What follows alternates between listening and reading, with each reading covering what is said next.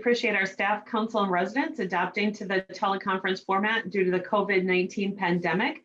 Tonight's meeting will be held under Minnesota State Statute 13D.021 that permits a public body to hold a meeting via telephone or other electronic means due to the COVID-19 pandemic.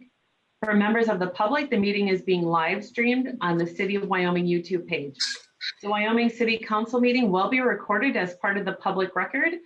After each agenda item is read and staff gives a report on the agenda item, I will call upon each council member individually if they have questions on that particular item.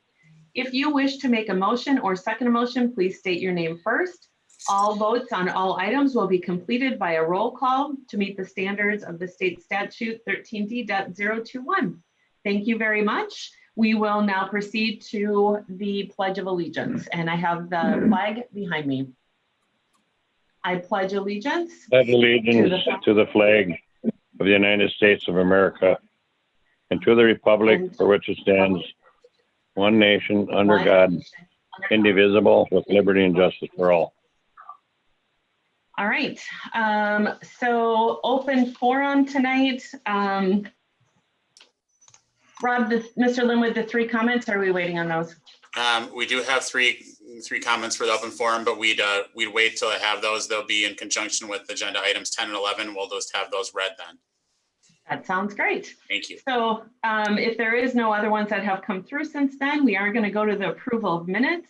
That would be agenda item 1 and 2. If there are no comments or changes, we need a motion to approve. Member Schilling, so moved. Member Schilling makes the first motion. Do we have a second? Second, Member Lugar. We have a second by Member Lugar. We'll do roll call, please. Member Zerwas. Aye. Member Lugar. Aye. Member Schilling. Aye. Member Yeager. Aye. And Mayor Iverson is an aye. It does pass. Number 2, consider approving the minutes of the special meeting of the Wyoming, Minnesota City Council for October 15th, 2020. If there are no comments or changes, we need to make a motion to approve. So moved, Member Zerwas. Okay, we have a first motion by Member Zerwas. Do we have a second? Member Schilling, seconds. All right, Member Schilling is a second. Roll call, please. Member Zerwas. Aye. Member Lugar. Aye. Member Schilling. Aye. Member Yeager. Aye. And Mayor Iverson is an aye. And you know what?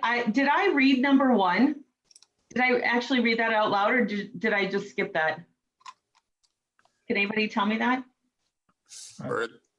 Thought you read it. Yeah, for the minute. Yeah, you did. Yes. I did. Okay, good. Sorry. All right. Must have been that long drive home. All right. We'll move on down to the consent agenda. 3 and 4 on that agenda. Does anybody wish to pull an item from the consent agenda to speak or ask questions on? Anybody? If not, I need a motion to approve. Member Schilling, so moved. Member Schilling makes the first motion. Do we have a second? Member Lugar, seconds. Member Lugar makes the second. Roll call, please. Member Zerwas. Aye. Member Lugar. Aye. Member Schilling. Aye. Member Yeager. Aye. And Mayor Iverson is an aye. We'll move along to receipts of reports of officers, boards, commissions, and department heads. That would be agenda 5, 6, 7, 8, and 9. Is there anybody who would wish to pull a report? Seeing nobody wishes to pull a report, we'll move on to new business, which is number 10 on our agenda. If you're following along, number 10 would be page 34.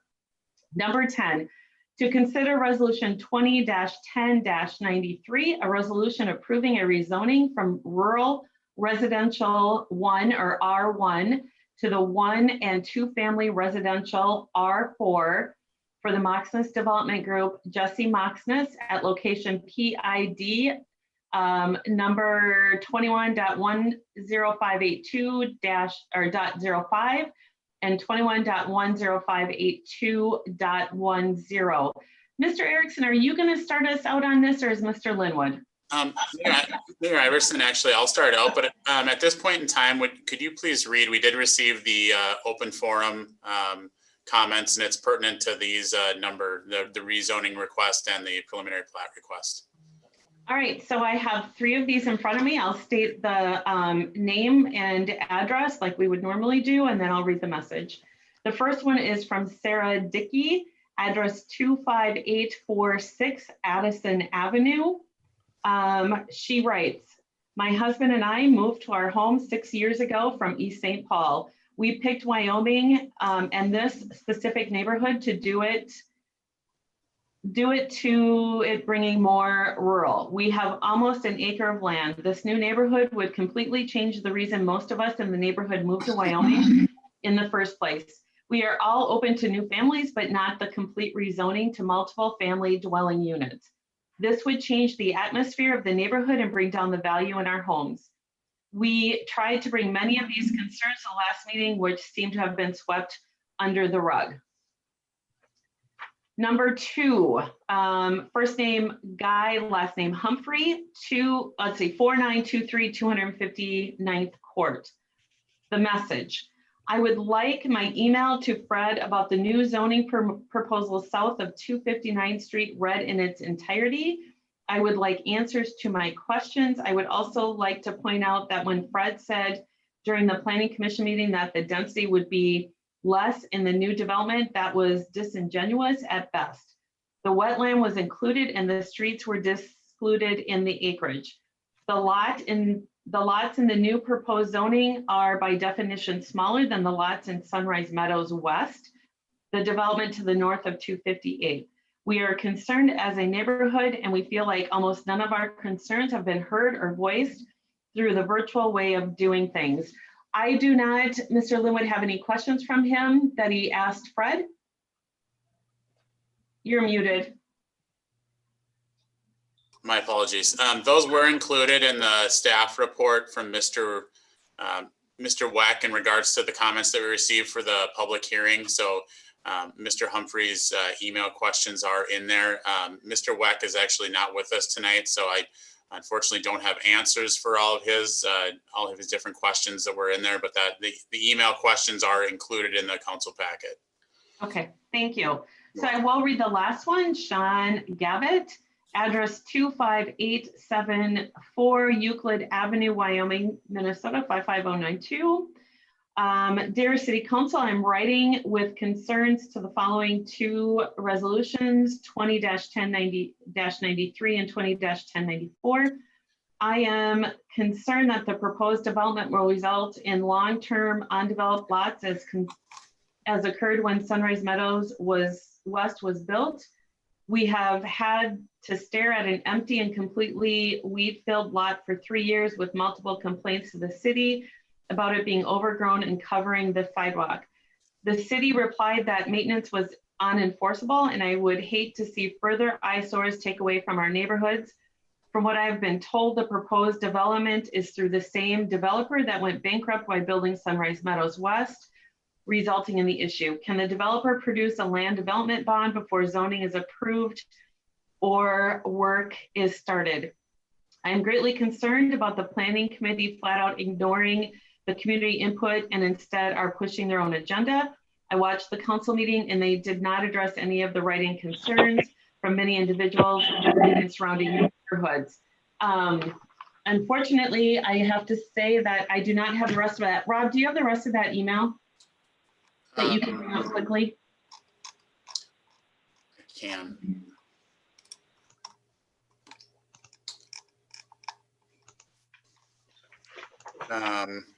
I can. I can finish. I can finish that. I watched the council meeting and they did not address any of the write-in concerns from many individuals in mine and surrounding neighborhoods. This is extremely concerning considering we cannot attend in person due to the pandemic. I do not agree with an R4 zoning and hope the city council will listen to the community. I am in favor of keeping the lots zoned R1 zones. Finally, I am concerned with the plans laid out by the city developer. They mentioned in the previous meetings that they do not plan to have streetlights at the intersection on Kettle River and the new proposed streets for the developments because they cost too much. Kettle River is already a dangerous street. There are no plans to reduce risks of accidents or increase pedestrian safety in the area, and it is very concerning when they plan to add many new homes and vehicles on the road. Not only are we unable to leave our neighborhood during peak traffic, as a family building roots in the community, I fear of my child's safety when it comes to these aspects. Also, the lack of adding an accessible park to the area is a concern. There is no park within walking distance that is safely walking on Kettle River is not a good option and has no shoulder or sidewalk and is dangerous. If plans are proceed to rezone, I would suggest the developer add a park to the plans. In conclusion, please do not just rush the approval through. There are a lot of items that not have been addressed. The community is greatly opposed to the rezoning, and we hope the city council will listen to the community and the people that vote them in. Thank you for your time. Sincerely, Sean and Molly Gavitt. All right, thank you, Mr. Linwood. I apologize for that glitch in my printer. All right, so with that, I have read the resolution, and is Mr. Erickson now going to start the presentation? I can just give the council a quick background, and then I think we'll have Mr. Crows and Mr. Erickson give a brief presentation to the city council. Mayor and council members, tonight you are presented with two agenda items. The first one that we're reviewing right now, that is a request from the applicant Maximus Development Group for a rezone of the two different PIDs from its current zoning of R1 to R4. This is for the rezone to hold a development of approximately 106 homes, and that would be as part of that preliminary plat. Just so the council is aware, just so we can go through, the Planning Commission reviewed this development at the meeting last week, and there was some confusion in regards if the preliminary plat was for a certain section of the development or the entirety of the development. The Planning Commission did identify that about halfway through the meeting that it was in fact for the entirety, for not only the rezone, but the preliminary plat was for all of the homes identified in the plan. That was discussed, and then later on when the Planning Commission made their recommendation to the City Council, it was stated it was for 19. I don't think that was the intent, but that is what was said, and so that was presented in the minutes. I wanted to make sure that the council had an understanding of that it was, I believe the intent was for the entirety of the development, but the recommendation is presented as to how it was from the Planning Commission, and then it will be up to the City Council when they come to that next item. They certainly can ask questions to staff or any questions they may have in regards to that. And it is a recommendation from the council, so the council can proceed how they feel necessary at that time.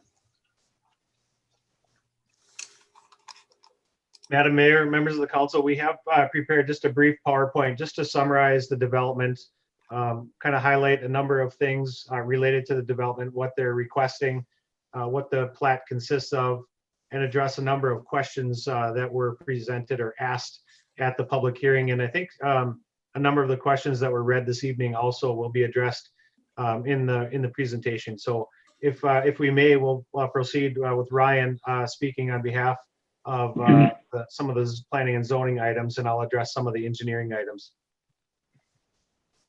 Thank you, Mark. Madam Mayor, members of the City Council, as Rob mentioned, the request before you involves a rezoning of a roughly 90-acre parcel that is located on the southwest corner of the city. The current parcel is zoned R1, Rural Residential 1, and the requested rezoning would be to the 1 and 2 family residential district, which is known as R4. If you want to go to the next slide there, Mark. Yeah, I'll do that. And I just want to quick highlight that they're, with the R4, they're not proposing any 2-family residential, correct, Ryan? It is all single family residential. Sure, exactly. So I thought I'd give a little bit more context in terms of how we got to this point first. The really starts off with the comprehensive plan designation for this subject site. The portion of the site that is west of Kettle River Boulevard is guided by the comprehensive plan as lower density suburban neighborhoods. and the east parcel is guided as mixed use. Now, what that means is on the western portion, that lower density suburban neighborhoods, that accommodates a design that would accommodate 9,000 to 18,000 square foot lots. And then the mixed use district, I guess shorthand, would allow for a wide range of uses, including commercial, office, and multifamily. But the specific request tonight that would accommodate this development is just the R4 zoning change. The R4 district is different from the R1 in that the R4 is meant for in-city, serviceable lots that are having a minimum of 10,000 square feet, whereas the R1 district is really a rural residential district meant to be for properties that are on well and septic and that have a minimum of an acre.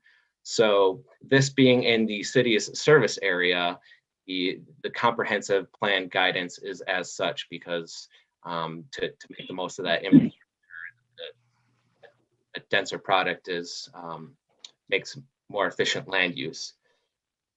And from a land use planning perspective, the mixed use designation was put in place because when you have an interstate corridor such as 235 just to the east of the roughly triangular shaped parcel, you really try to buffer lower density residential with a intermediary type of use, which the mixed use was seeking to accomplish in that location. Fast forwarding to January of this year, the applicant submitted a sketch plan for city review. The sketch plan actually, I believe, showed a higher density product on the eastern parcel. So this request that's before you is actually representative of I guess, right sizing to this surrounding context in terms of density. The number of units on that parcel has been substantially reduced, and to the point, as Mark mentioned, it is all exclusively we'll call villa style homes. Some folks refer to them as detached townhomes, but they are single family on a single lot type of product. So around that same time, wetland delineation was prepared, and that's January of this year. Subsequent to that, given the size of the project, a environmental assessment worksheet was prepared through the summer of this year, and that culminated with a notice of negative determination on an environmental impact statement, which was recently decided upon by the city. The more recent actions on this request were Planning Commission review of the preliminary and plat and rezoning that Rob alluded to. That is the request that's before you tonight. And if you want to go to the next slide, I'll walk you through what that entails. That's a preliminary plat approval. So this is the next stage after the sketch plan, whereby there's more finite details surrounding the actual improvements that are being proposed in terms of city infrastructure and the lots themselves. The development proposal does include the rezoning from R1 to R4. Again, that's to accommodate and fulfill the comprehensive plan vision for this area of the city, being a suburban style neighborhood on municipal services that meets within that 9,000 to 18,000 square foot lot area.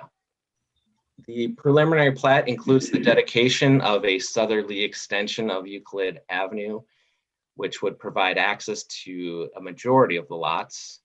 That would connect with the existing 258th Street corridor to provide access immediately, and the first phase of development that the developer has expressed interest in, which would include the 19 lots that would be on the northern side of this site.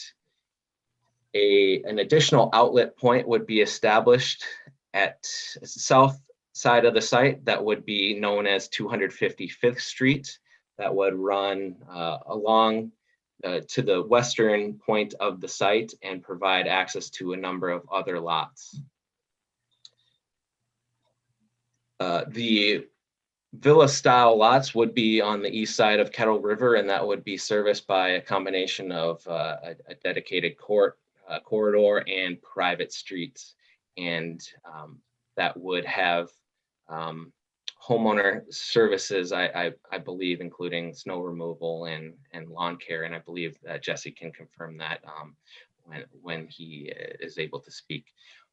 So this sets the stage for really moving this project forward, which would require final plat approval and a conditional use permit for the planned unit development. The planned unit development is needed because this lot is actually, in addition to being in the current R1 zoning category, it is also partially encompassed by a shoreland overlay district. Planned unit developments allow for a creative use of in terms of design and layout in exchange for keeping open spaces and environmentally sensitive features intact. So that would accommodate the proposed lot arrangement. As I mentioned, the Planning Commission reviewed and recommended approval with staff's recommended conditions, with the addition of one where that Mark will actually cover during his portion of this presentation, that's relating to further explanation and examination of the traffic study that went into the development proposal. So with that, I think we'll kind of move on to some of those themes that we heard during the public hearing, and Mark will kind of cover most of these, so I'll throw it over to him. Thank you, Ryan. Again, during the public hearing at the Planning Commission, there are really some themes related to questions from the public related to this development. And one was drainage. Another significant one was traffic. There were some questions related to lighting. And of course, density was another large theme. So with drainage, I just wanted a quick highlight for those that may not be aware of the process that's involved with drainage in these developments. Stormwater management is required for subdivisions of a tract into 3 or more lots. And so this certainly meets that criteria. It's of a size and impervious coverage that requires them to meet our stormwater management requirements. And again, as you're aware, those really match and align with Comfort Lake Forest Lake Watershed District requirements. And so just in a quick highlight 3 of those requirements, which the developer is meeting, but I just wanted to make sure people were aware of these items. And one, peak stormwater flow rate at each point of site discharge may not increase from the pre-development condition for the 24-hour precipitation event with a return frequency or rainfall event of a 2-year, 10-year, and 100-year event. And so we evaluate the developer's engineer provides a model and a stormwater management report that really looks at all discharge points from the site in both the pre-development condition and the after development condition. And so we review those, and the developer, while we've worked through a number of comments and back and forth, they are looking like they will definitely be meeting that. Similarly with volume, may not increase from the pre-development condition for the 24-hour precipitation event with return frequency of 2 years, or if it's a case where it's a landlocked basin, it's a 5-year rainfall event. And so we've evaluated that as well. With respect to water quality, the developer is responsible to capture the 24-hour precipitation event with return frequency or a rainfall event of a 2-year period, 2-year rainfall event. And they can do that by utilizing a number of BMP options, whether it's infiltration, biofiltration, a number of different other options as well. And so they're also, excuse me, addressing that as well. I think there was a question related to pond depth as well. And a common practice is for to make these projects viable that have higher groundwater levels that require the site to be elevated to some degree to get the elevation or separation from groundwater. there's a need to excavate ponds beyond the depth that's really needed for stormwater management. And some of those, I believe there's a question related to the depth of the pond. And so the pond depth is a little bit greater than what is needed. I believe it's 10 feet or so. And that's really to generate material to build up the site, which is a common practice in most communities. And so from an engineering standpoint, we don't necessarily see an issue with that. They can't utilize that for water quality. There's certain requirements that are there for pond depth for water quality, for water quality, and they're not utilizing these larger basins for water quality. And so we don't necessarily see an issue with that, and just wanted to quick highlight that that was a question that had come up. The other item really that had come up that was of significance was traffic, and traffic generated by the development, whether or not there's a need for turn lanes, and then also the intersection of Kettle River Boulevard at Viking Boulevard. And so that's something that we've looked at, and I'll quick highlight here with a number of slides. And again, I'm going to go over this in a really high level, and I'm not going to go through every single detail of the slides here, but trip generation is something that's evaluated and calculated using the Institute of Traffic Engineers trip generation manual. And so that's something that is really standard for our industry. There's a number of different traffic modeling softwares, both synchro and sim traffic. And so we evaluate, particularly with sim traffic, really follows individual cars and uses a wide variety of variables. There's some inputs, and this is what's typically used to establish a level of service. And a level of service is really, in short, how an intersection performs. And the tables on the right, really here, this is a control, so a signalized intersection. You can see there's level of service A is the best, and level of service F is very poor, where it's not functioning. You can see congestion starts at that level of service E and F, and not congested is A through D. And then we also have a similar table here, and you can see at the left-hand side really talks about the delay in seconds. And then similarly on the uncontrolled intersections, we have unsignalized intersection, we have level of service A through F. Similarly, just the delay in seconds is less in how those perform. And so just wanted to quick highlight that as we look at these intersections. Again, just by way of looking at, I keep bumping that, I apologize. As far as looking at Kettle River Boulevard, right now there's annual or average annual daily traffic. Again, this is from MnDOT 2019 of 3,500 vehicles per day. The two-lane highway capacity is 1,500 vehicles per hour. So it can handle much more traffic than what is on it today.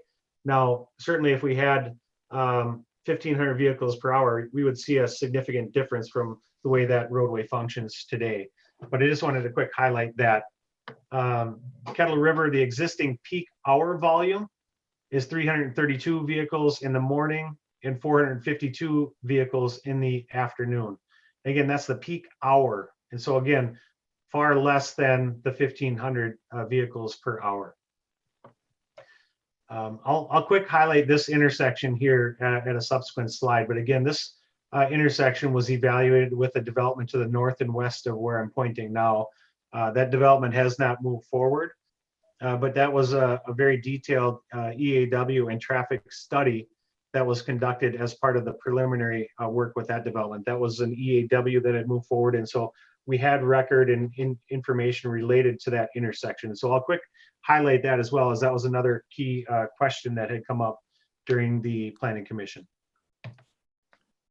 So with this development, you can see that we have on the west side, we have 70 new lots, and we have roughly 35 existing lots. And so we have a total of 105 units. On the east side, we have an additional 36 detached villas. Based on the code or the description we've identified, and we identify the AM peak hour trip. So this is the peak hour. So at the peak hour, leaving the site is 58 vehicles. And again, this is roughly about 10 units or 10 trips per day per household. And so that's pretty significant. Some may say that's pretty conservative on the high side.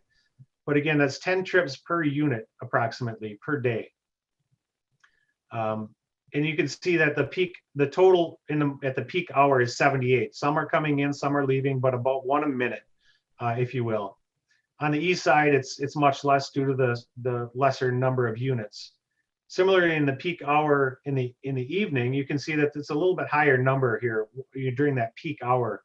104 units during that peak hour in the afternoon, and then coming into the site, or I'm sorry, on the east side we have 36. So the total daily trips, we have 106 units, and we have a little over 1,000. I think 1,332 trips per day is what's identified. So that does bring this traffic volume on Kettle River up to 4,840. Again, still significantly less than the capacity of the roadway. We did look at and evaluate turn lanes. A quick look at that related to MnDOT guidance. The left turn lane is not required on a collector, which is Kettle River Boulevard, at a local street, 258th Street. And there's a table below that kind of reflects that criteria. So the traffic, we did look at and do an analysis of the intersection because that's just some guidance. We wanted to make sure. And so when we look at that, we do assume that most of the traffic will be coming from the north. And so there is a right turn lane going into the development already. There are proposed another right turn lane into the development here and another proposed right turn lane into the development here. So we're not proposing or requiring any left turn lanes. We feel that the roadway does not require it based on the trips going into the site, taking left turns. Again, just based on the criteria and the traffic study that we've completed.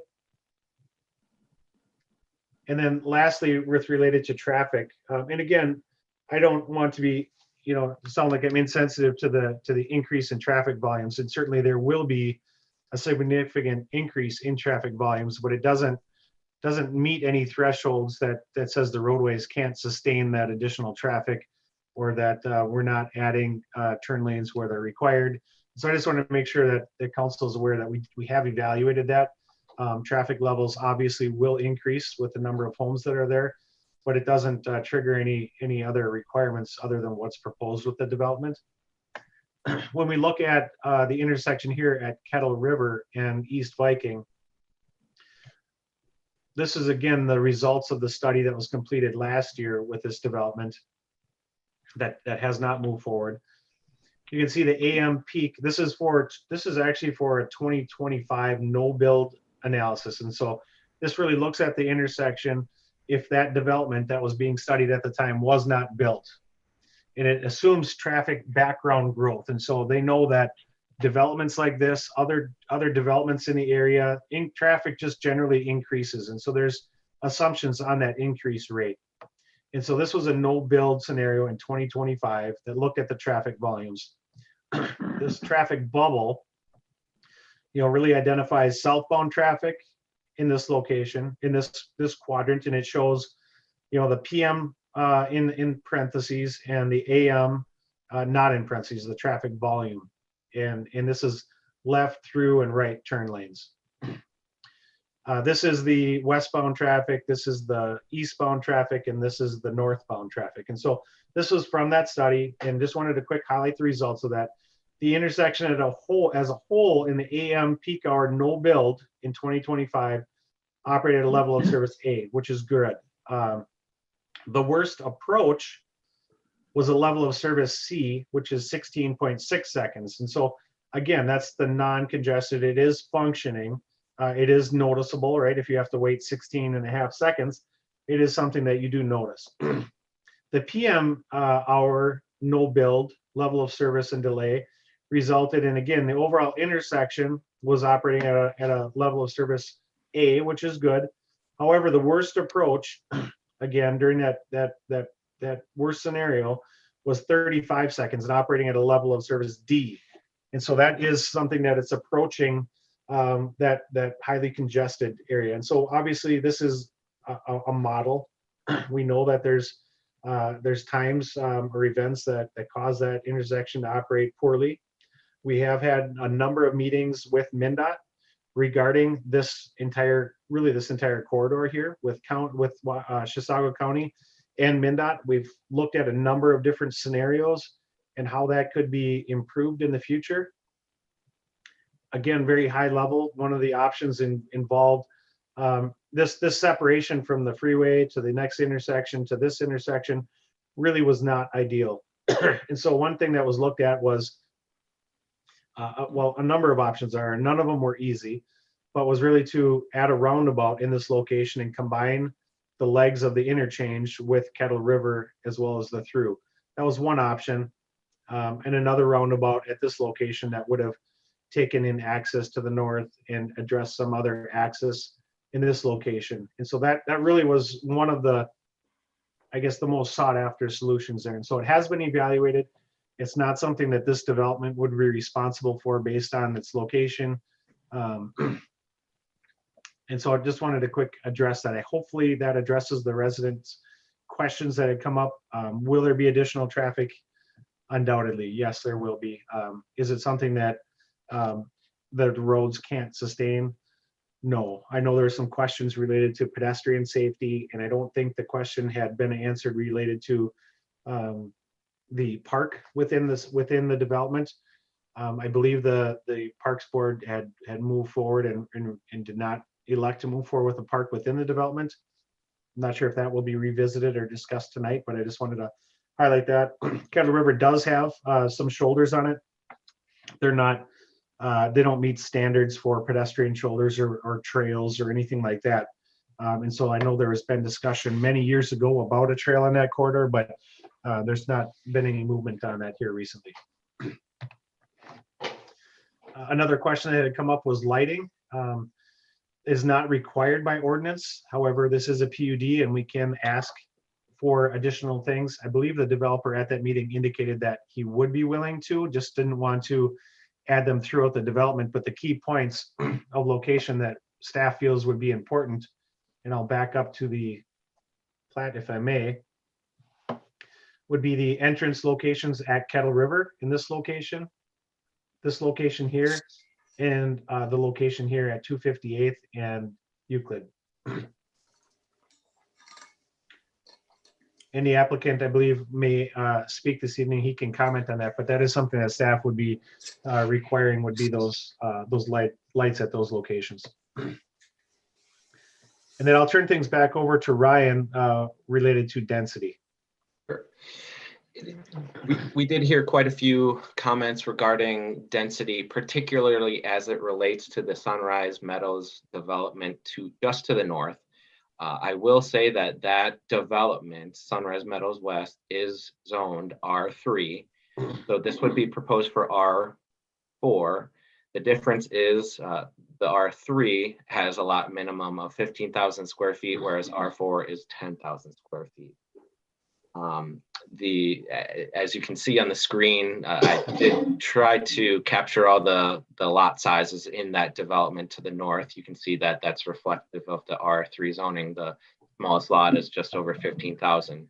For the proposed development, the smallest lot would be in the neighborhood of 10,000. There are some larger lots on the northern end of the site.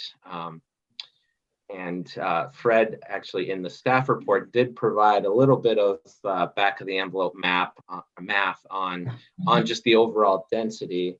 That did include the gross area. So Sunrise Meadows West is approximately 18.5 acres in size, and there's 30 lots in that development, which equates to 26,000, just under 27,000 square feet per lot. Whereas on a gross basis with the proposed development, there are 100, well, and breaking it down, I guess east half and west half, because we're working with two different comprehensive guidances. So on the west half, there's 63 acres and 70 proposed lots, which is just around 39,000 per lot. So on a gross basis, the amount of lots per land area on the west side is actually less, there's less lots per acre than the Sunrise Meadows. I guess one of the main differences is the proposed development would have sort of the wetland and water related features dedicated as outlots, whereas Sunrise Meadows incorporates those into lot areas, as you can kind of see in the aerial photo, the darker pool areas. So go ahead. Maybe Ryan, I can just elaborate just a little bit, and just show on the figure here. I think you explained it really well, but just a quick highlight. Yeah. A number of these parcels, for instance, have the ponds within the lot. You can see that results in a very large lot. If you all of these, a lot of these include ponds. Some of them don't. The interior ones don't have any in there.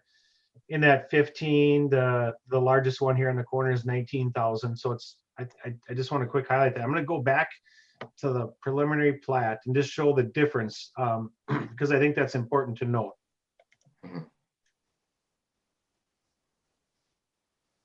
And I always believe a picture's worth 1,000 words. And so you can see here, the lots are simply the buildable area. The other development would, I guess, if you were to compare, this lot may extend out further and include the wetland, or they might be longer lots that extend out into the drainage basins. It's not something that we do nowadays. We typically have all drainage and wetlands and things like that in outlots, and so we don't typically include those like we once did. We like to have those in outlots under control of the city, if there's maintenance reasons. There are drainage and utility easements over the development to the north, but again, these lots are, really specifically highlight and just cover the upland portion of the lot and don't include the ponds or the wetlands or anything like that. And so the lots, I'd say, Ryan, again, talked about this, the lot sizes, I think, are allowed to be less. They are 10 to, Ryan, I'll let you speak that, 10 to 18,000. Yeah, you got your corner lots on the north end, sort of those are in the 20,000 range. So that provides a reasonable transition from those larger lots to the north in Sunrise Meadows. So okay. So I think that really addresses the questions. I think the lots are somewhat, I think some of them are somewhat smaller, again, but they don't necessarily include, like this lot here may be smaller, right? I mean, if you had cut the lot off here and didn't have the wetland or the ponds and things like that in it. So I think there is a little bit difference there. And I think Fred just tried to explain the density as he saw it as a gross lot density. Again, if you look at the entire tract of property and take out the wetlands, take out the streets, or include the wetlands, include the streets, and divide by the number of lots for both, I think the one yielded a little bit larger lot less density, I should say, than the other. yeah. All right. Awesome presentation.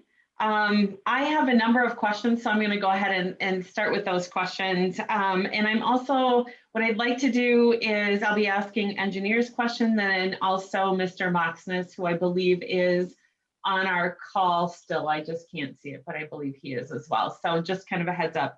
Mr. Erickson, can you bring back up, yeah, the picture of the lot? So go back to the development that's already done, and then I'm going to compare to this one again. I'm sorry. So no, that's okay.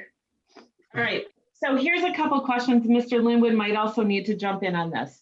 So as I'm looking at this, and we talk about having those ponds and making the lots bigger, right? And this development was done in what year? Does anybody know? 2004. Okay. 5. Okay, roughly in that time frame. Okay. So would it be my understanding that because in the new development and not having those bigger lots and the water in there, that development in those lands, let's see if I can say this correctly. I want to say won't be taxed as much because they don't have bigger property, correct? Because of the outlets and the ponds are not included. Am I thinking that through correctly? Does that make sense? Because right now they're getting, so if that was my house, if my house had one of these ponds on it, let's say the 55321, that's a rather large lot, or we could go to the one that Mr. Erickson talked about 31363, right? So just up a little bit. And I believe, Mr. Erickson, you said in the new development, basically what's happening is they're not buying a lot that has the ponds in it, right? Correct. Okay, so therefore the tax difference would be, there'd be some difference in taxes. It's not as big a lot. I get taxed on 1.8 acres or whatever versus somebody that has 1 acre, right? Right. It's kind of how that looks. Okay. I want to address the pond, the 10-foot pond in the new development, please, because on Planning Commission Liaison, I was there when they asked that question. I believe what they were concerned about was family and young kids. And is that, can you point out maybe which one is that 10 feet or depth on the pond, which one they're talking about? You can't see this, but I'm on another screen just pulling up the grading plan just to confirm. And if you can just bear with me, or move on to your next question, and I'll be Sure. Have that information. I can just share that with you. Perfect. I just know that what they're concerned about is it's family. They're going to have a lot of kids. Are the kids going to be drawn to that pond? And that is fairly deep. And so they're worried about that. That's the question that I got out of it when I was on Planning Commission. So I was curious as to where that falls within that development. So I'll wait till you bring that up. Ryan, in terms of the traffic study, maybe this doesn't go to you, but this development is kind of right in the middle of Kettle River, where some people, I would think, are going to head north to 22 to get on 35 to head south. And I would think other people are going to head south and go into Columbus and into Forest Lake. Was there any study done on that, or can we, so that would ease some of that traffic, right? I would think for me, if I knew there was a lot of traffic, I'd probably go the other way and go Columbus, but just curious as to if there was any type of study done on that. So we did evaluate traffic to a degree. However, we did not go through, we looked at a number of different scenarios, right? So we looked at, you could assume 20% are going to go south or 50% are going to go south. And you're right? A lot of folks find traffic finds the easiest route, and people change patterns over time. And so in any case, the volume that's generated by this development does increase traffic. However, particularly the intersections of 258 and the new entrance there, we've evaluated that very, very closely to identify whether or not there's any additional means or improvements necessary. As far as the traffic beyond the site, we made some assumptions on that, but we didn't chase that out beyond into neighboring communities or anything like that. Okay, and as long as we're talking about cars, if a left turn was deemed that they needed it after this development is completely built out, and if there are any other development, can we add a left turn later? Is there room to be able to do that, or how does that work? Yeah, I mean, we have right of way there that would that would allow for the construction of a turn lane. Okay, and in doing this long enough, I am pretty sure I know the answer to this, but I would like some clarification on it. Right now, one of the biggest complaints on Kettle River is speed. And it goes from, and this I might be wrong, 40 to 55 right at 261st, I think it is, or 260th. With all the development, or with the increased development, is there a chance that after that development, we could actually change that speed based on the density of, or the fact that there's more houses there, that there's a possibility the speed could be changed lower? Yes, that is a good question. There has been legislation passed last year. Again, staff is waiting. This you may recall this discussion on Pioneer Road as well, regarding the city's ability to control speeds within the community a little bit more freely than they were in the past. Before, it was related to and really controlled by MnDOT, even on our local roadways. There's a statute that dictated that. There is legislation now that does allow cities to evaluate that. And there's certain criteria. The League of Minnesota Cities, the City Engineers Association of Minnesota, MnDOT, and a consultant are working on some guidance that I think is going to be coming out in December that may allow the city, and I think it will allow the city to evaluate speeds and set speeds. There is, again, certain criteria that we need to follow, and we're waiting for that guidance. But yes, there is a potential opportunity for us to evaluate speeds on Kettle River. Okay, so that would be a plus, right? That Yes. would definitely be a plus. Okay. A couple more questions. I know that the question came on lighting, and the people that I have talked to, the residents that I've talked to, there's a couple that are saying we want more lights. I can understand having lighting at 255th and, you know, at the corners. I get that. Several of the residents did say that they want to keep night skies. I believe that's what you call it, without any interruptions and anything like that from light pollution. So I don't know if there's been any studies on that. I think most people kind of enjoy the fact that you're able to see the stars, and at some point in time, maybe the northern lights out there, right? So I just kind of wanted to address that. And then if we go to the back side of the development, if we go to Outlot A, and it looks like there's already some property back there. Is that all agricultural, do we know, in the very back of the development? Do you see where I'm kind of looking at? I do. I'm going to pull up. I was going to try to quick pull up an aerial image of that, and I can do that as well. So if I may, I'm going to go back to your first question just because I'm pulling up an awful lot of documents here right now. I want to keep it straight. So great questions. I'm just going to share this here with you. So we have this. Sorry. I apologize about the red lines and comments here, but these are comments that we provided to the developer. This is on the west side of Kettle River. So you can see Kettle River here. The main pond is actually near the southern end, but you can see it's actually in excess of 10 feet. It's actually closer to 20 feet deep. There's a maintenance bench. So the water level is actually up at this high water level, right? And the outlet is at 900. It's a real gradual 10-to-1 slope. So if you go horizontal 10 feet, it drops 1 feet. So it's real gradual. And then it does go steeper down into the basin bottom. That's one of them. The other is on the other side of the freeway.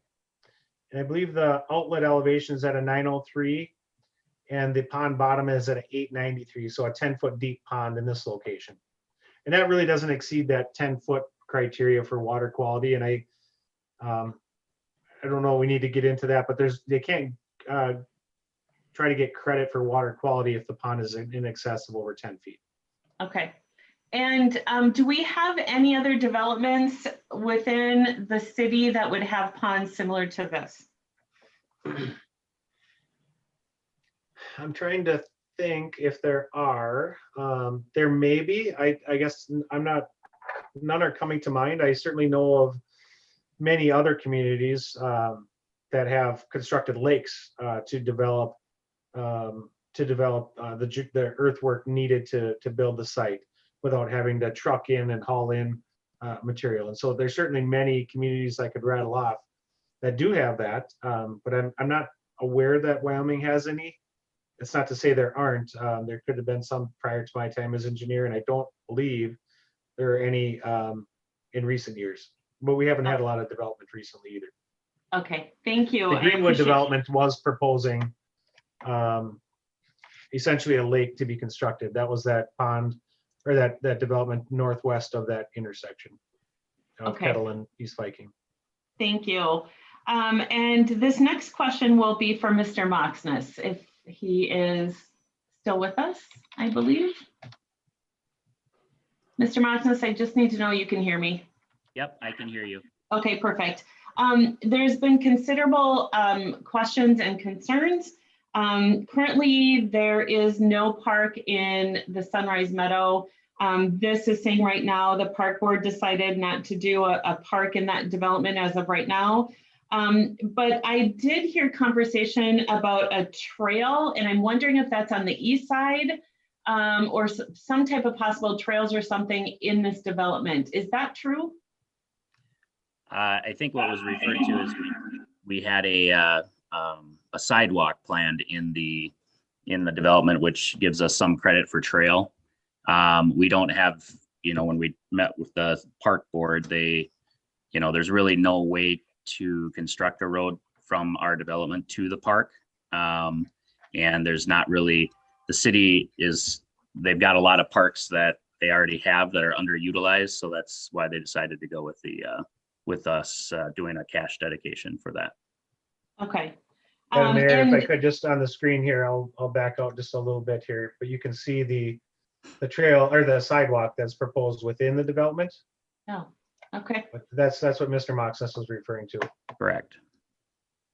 Mr. Umjeld, how far away how far away is that development to Lions Park? Is there any way that can you give me whether it's a quarter mile, is it an eighth of a mile? Can anybody tell me how far away that development is in Sunrise Meadows to Lions Park? Madam Mayor, if I am not screen sharing, am I? Oh, I am screen sharing. I can answer that question here. The proposed development is this, actually, I'm gonna zoom in just one more. This is Lions Park here at the end of 263rd Street. And the development is located right here. So as far as distance, Okay. the way the crow flies, of course, there's not a trail in this location. It's about a half a mile. Okay, that would be too far to do a trail then. When I don't know if I'd be comfortable sending my kids to a park that's a half a mile away. So Mr. Maximus, if it came down to it, would there be a possibility that you would entertain possibly a small park in that development?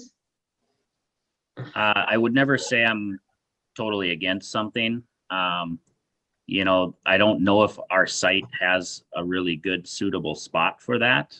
We did look at that initially. We could potentially put it, on the villa side of the project, up in that northernmost area up there where there's some trees. Potentially, that was one spot that we had thought about. But again, now you got noisy traffic, kind of going by, and I just don't know if that would be an ideal spot for a park. We thought about maybe on, I guess it'd be like the north west side of the project, somewhere in there, maybe. There's a potential we could dedicate some land towards that and our park fee. I mean, I'm open to anything, but right now, as it stands, we're going to be contributing well north of 100, or we're around 160,000 in park dedication fees alone, plus putting in all that sidewalk. So we're contributing excessive amounts of money to that, for however you guys want to use that funds. So. Okay. And so just my thought onto that is if there's any possibility for some land that would be available for a park in the Sunrise Meadow, it would be nice to have a small park over there. That's all I'm kind of getting at, and that could be up to the park board to look at. So, okay, and Mr. Maximus, I just have one more question for you, and then I'm going to turn it over to the rest of the council members. Yeah. Seems like with all of the residents' concerns, and I believe at this point in time, we have, I'm going to guesstimate around 8 or 9 letters that are right now against the development for various reasons. I think the presentation was very good and answered a lot of questions, is my hope. My concern and what I'm hearing is the R4 and the fact that it includes the verbiage of 2-family dwellings, right? Townhomes. Yeah. So there is some concern, I think, with the residents on that. I know that the conversation has been villas such as Himes Lake. There's been a lot of changes to the development since you first brought it to Wyoming. My question would be this, and my concern. Is there a point in time that you may entertain and go back to townhomes or 2-family dwellings?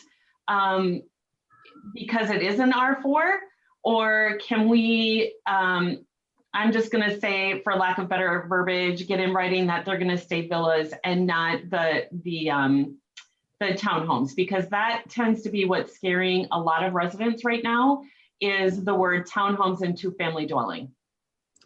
I can answer that in the fact that I can guarantee you it's never going to be a two-family dwelling. We don't do twin homes. That's not a high rate of success for home builders at this point. I have a development in Wyoming on the east side called Kennedy Estates, and we have a twin home lot on that one, and it's still there. So I can guarantee you we won't do any twin home type product. As far as townhomes, we explored that option thoroughly, and there's really not a market for that, unfortunately, up here.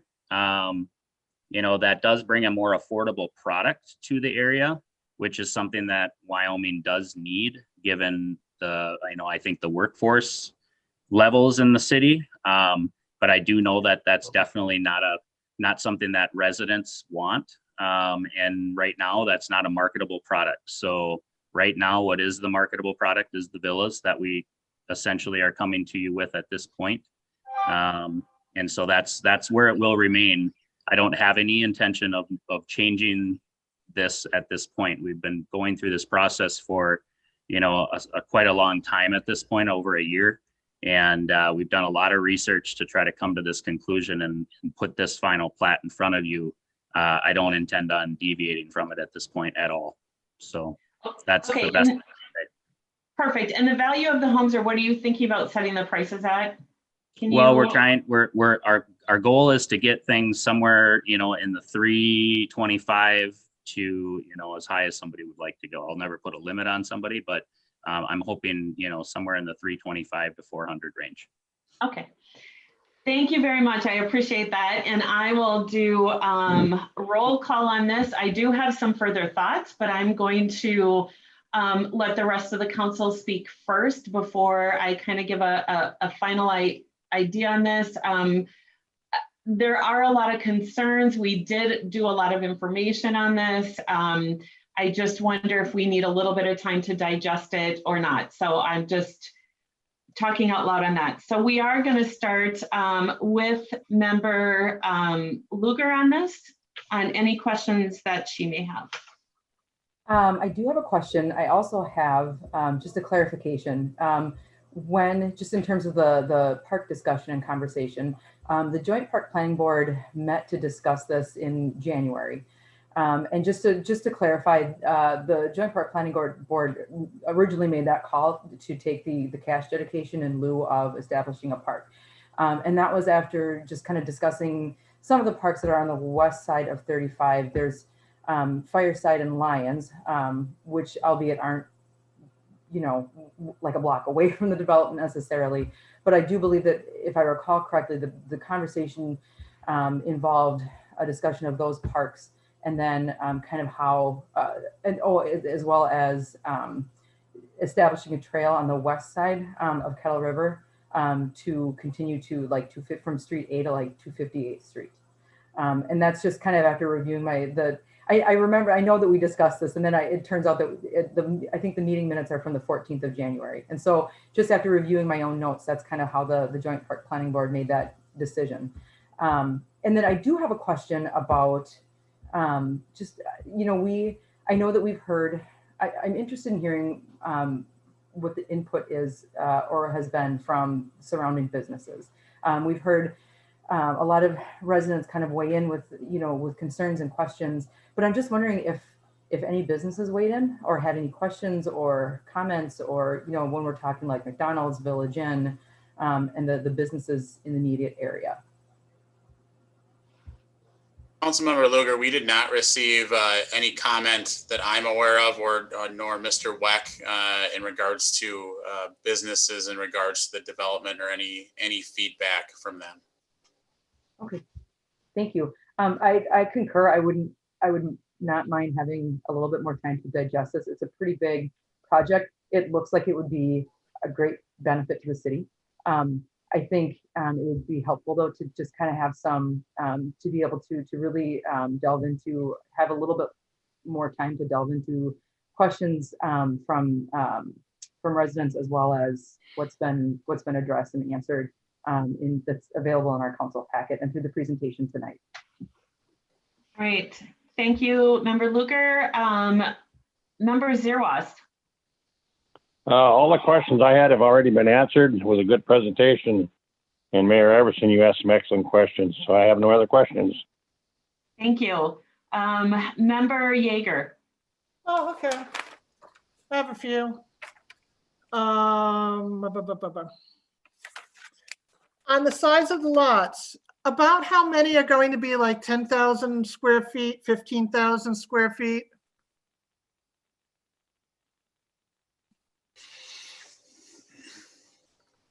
Yeah, Ryan, do you have the ability Sure. to answer that?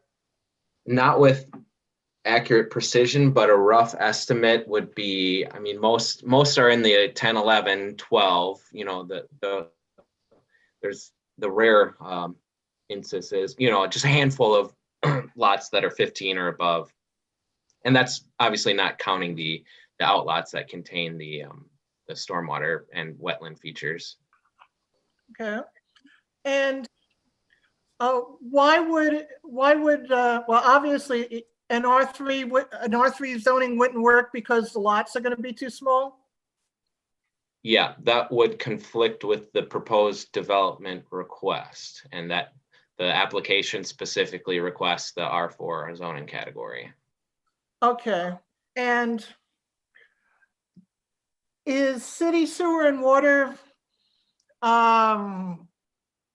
what's the word, compatible in an R3 zoning? Or does it have to be R4 in order to have city sewer and water? So it's not a hard and fast rule, but when you read the purpose statements of each of the zoning categories, the R1 and R2 are for, you know, the rural areas, not on municipal services, and then basically all the others are presumed to be, you know, the serviceable sites. All right, so R3 could be on city sewer and Yeah, like Sunrise Meadows, you know, just the adjoining neighborhood to the north is on municipal services. okay. Okay. And they're similar to Himes Lake Villas. Okay, I'm looking at, the next question was, do we have to upgrade any of the sewer and water to service this development? And I can answer that question. There are not, well, as you're aware, we are upgrading some sanitary sewer downstream, right? We've done that over time as we've had road improvement projects. With our 2015 street improvement project, we've upsized some of the sanitary sewer, including the lift station along Railroad Boulevard, some along Fenwick. We have a project that we're entertaining for next year because of work that MnDOT is doing on East Viking. And so we're upsizing that sanitary sewer. And again, all of that sanitary sewer was identified to be increased based on the fact that the township was never part of the original city's plan with their infrastructure. And so as the city and Wyoming Township had merged or had that friendly annexation, that allowed the city at that time to expand its reach for municipal services. In doing so, the existing infrastructure was undersized. To the extent that we're looking at here with the existing infrastructure leading to that upgrade that we're doing next year, there's not any downstream impacts where we have the need to upsize a sanitary sewer lift station or upsize any piping. We've evaluated that, and that's not something that needs to be upgraded based on the service area proposed within, I guess, the comprehensive planning process. There's some property, again, that this will serve further to the west and to the south a little bit. And that will all end up going through the sanitary sewer system to the north, and then east under the freeway to Fallbrook, and north to East Viking, and East Viking to the east, all the way out to the, ultimately out to the Cesaro Lakes Joint Sewer Treatment Commission. So that sanitary sewer directly north is not needing to be upsized. Okay, so short answer is the improvements that we've done and are planning in the short term will be enough to accommodate this development. Correct. Okay, and will any further upgrades be needed? Well, within this development, the developer will be responsible to construct a sanitary sewer lift station. Okay, My recollection is that it's on the southern portion of the site. The sanitary sewer lift station is required due to the fact that gravity sewer simply extended is not deep enough to service the lots. And so when we do that, we require a sanitary sewer lift station. That sanitary sewer lift station will be sized and will be deep enough just for this development, but it'll also be able to be extended to the future developments that will service this area, which are pretty minimal, but those are the upgrades that would be needed and would be funded by the development. okay. As for the intersection of Kettle River and Viking, yeah, even though that Greenwood development's not going in there, it is kind of a flaky intersection and you will have more traffic coming off of this development. Would an upgrade to that intersection be considered regardless, even if Greenwood doesn't ever come in? I think that's a fair statement. Yes, I think I think we've had a number of conversations as a reference with MnDOT and the county. The county certainly has a lot on their hands right now with they're leading that effort related to Trunk Highway 8. But we certainly will continue to have conversations related to that intersection. We'll continue to monitor that intersection and work with the county to see if they can't begin to look at that and implement something in their capital improvements plan. Okay, and the county would pay for the upgrades? There may be a cost share on that. We certainly have two legs of that intersection. The county has obviously the two main legs. So there may be a cost share related to that. I'm sure Mr. Triplett would request that, but those are certainly things that are not known at this point, but would be something that would be required to be discussed and embedded a little bit further. Okay. How likely are we to put a bike trail from the development over to close to Lions Park or connecting with the rest of town? I think that's probably a question probably more for the parks and the Parks Commission, the City Council. We can certainly look and evaluate and provide information to the Parks Board, the City Council, related to pedestrian facilities in the community. I think there's been discussions related to that and the overall plan for that. And I know that there's been interest in the past related to pedestrian facilities in the community, and we have not taken that next step yet. But I guess I'd have a hard time answering that myself. That would be direction that we'd receive from the City Council to move forward with implementing a study related to that. And then I know some of the residents were concerned about their housing prices, they're losing value on their housing. So if the housing prices are $325,000 to $400,000, how will this affect the property values of the Sunrise West? Will it be, will they be a more desirable neighborhood where their housing prices go up, stay same? Be easier to sell if they're a little cheaper than the new place? I think it's a good question. I think a lot of different variables, as you maybe stated, Councilmember Yeager. The market right now. I think I'm not a developer, but my understanding is some of those lower home prices right now. It seems that the housing market right now, that some of those lower houses go awfully quickly. In regards to the impact on having open fields right now versus the more those villas on the one side and residential on the other, how that may impact those home sales. It may be a bit of in the eye of the beholder if they'd prefer to have that more open feel, or if they're okay with more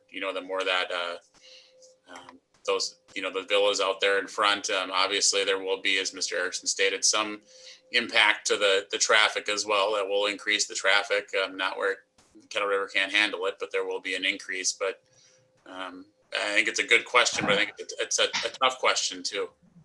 Okay. Will the villas be really close to the road, or will they be somewhat screened?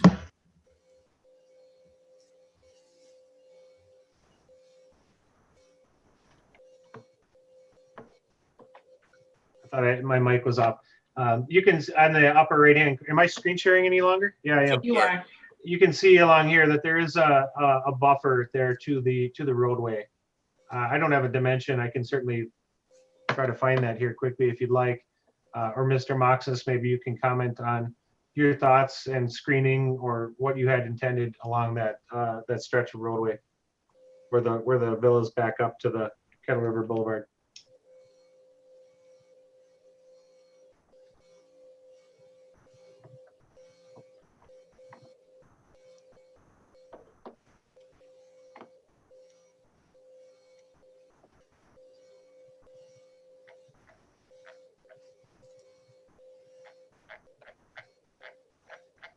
We may have lost Mr. Maximus. Oh, okay. I can share Mr. another Miller, screen here. It does appear that he was speaking. I just don't think we could hear him. Well, maybe he was on mute. On mute, maybe. Oh.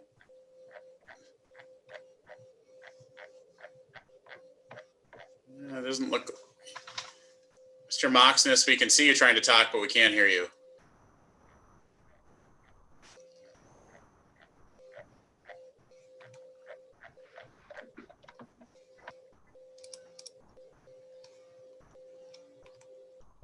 I think he might have gone out. My guess is he's going to try to come back in. Okay. I'm going to share the landscape plan here.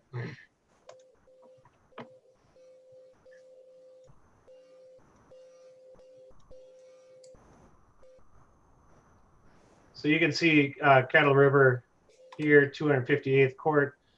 Like I said, I don't have a dimension on these drawings here. But again, this is, I'm going to guess that it's probably 40 feet. Well, I guess to the house is probably 80 feet maybe. But you can see there's a lot of screening that's provided along the back with tree planting. And will these, do you know if these trees will be just like really small trees and you'll still see the house, or bigger trees? You know, it certainly will be over time. The trees will grow, but typically they're 1 to 2 inch caliper tree. So they're, they certainly wouldn't provide a canopy to shield those homes completely at the time of planting. You can see here the scale. This is 1 inch or 100 feet for this distance. So from the edge of the roadway to the back of the home is probably close to 100 feet. Yeah, I remember one of the residents' comments where he provided a picture of, more dense housing, or it looked like more like an apartment complex or townhouse complex that was really, really visible. And I wouldn't mind seeing, some vegetation or something that blocks it off a little from the road.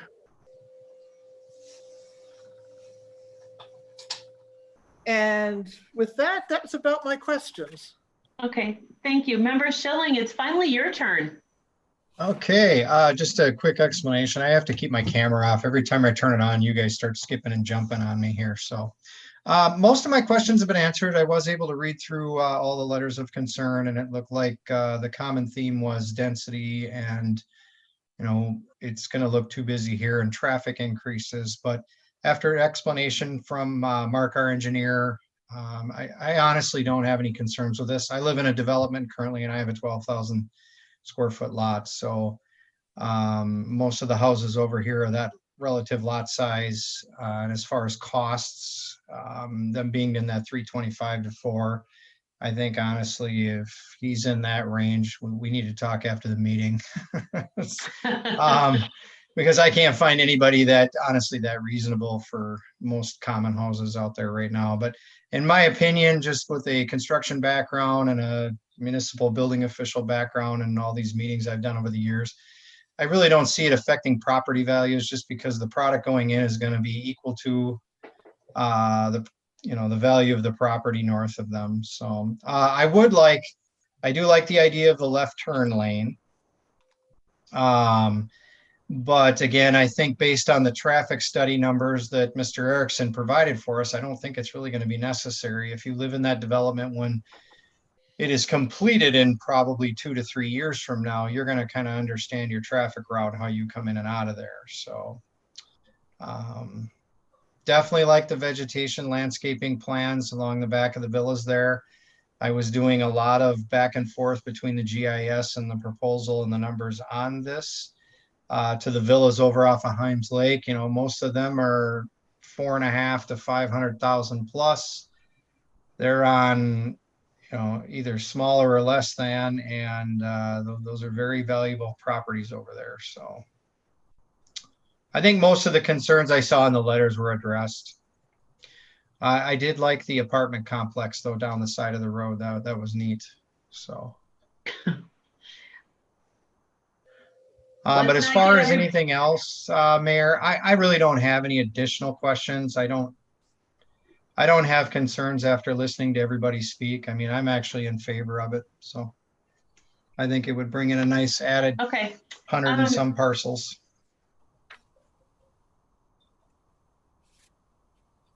Okay. That's it. And Madam Mayor, I know you had a question. I don't think I got to it, but you referenced the properties. Mr. Lunan, I have go ahead, Mark. I'm sorry, I was just gonna comment. You had asked a question earlier that I hadn't gotten to before you started going around with questions, but it was related to the properties to the west. You talked a little bit about what did the properties consist of to the west, and so just showing you over the aerial. There are large lot existing properties. There's a larger property here that had kicked around some development options in the past called the Delmonico property as well. So just wanted to quick highlight your question, what was to the west there? Thank you, I appreciate that. So I know one of the concerns is the rural feel. And so just knowing that those lots are treed out there and seeing that aerial is a huge help. So I appreciate that. Mr. Lunan, I do have a question for you. I'm looking for you on the camera. There you are.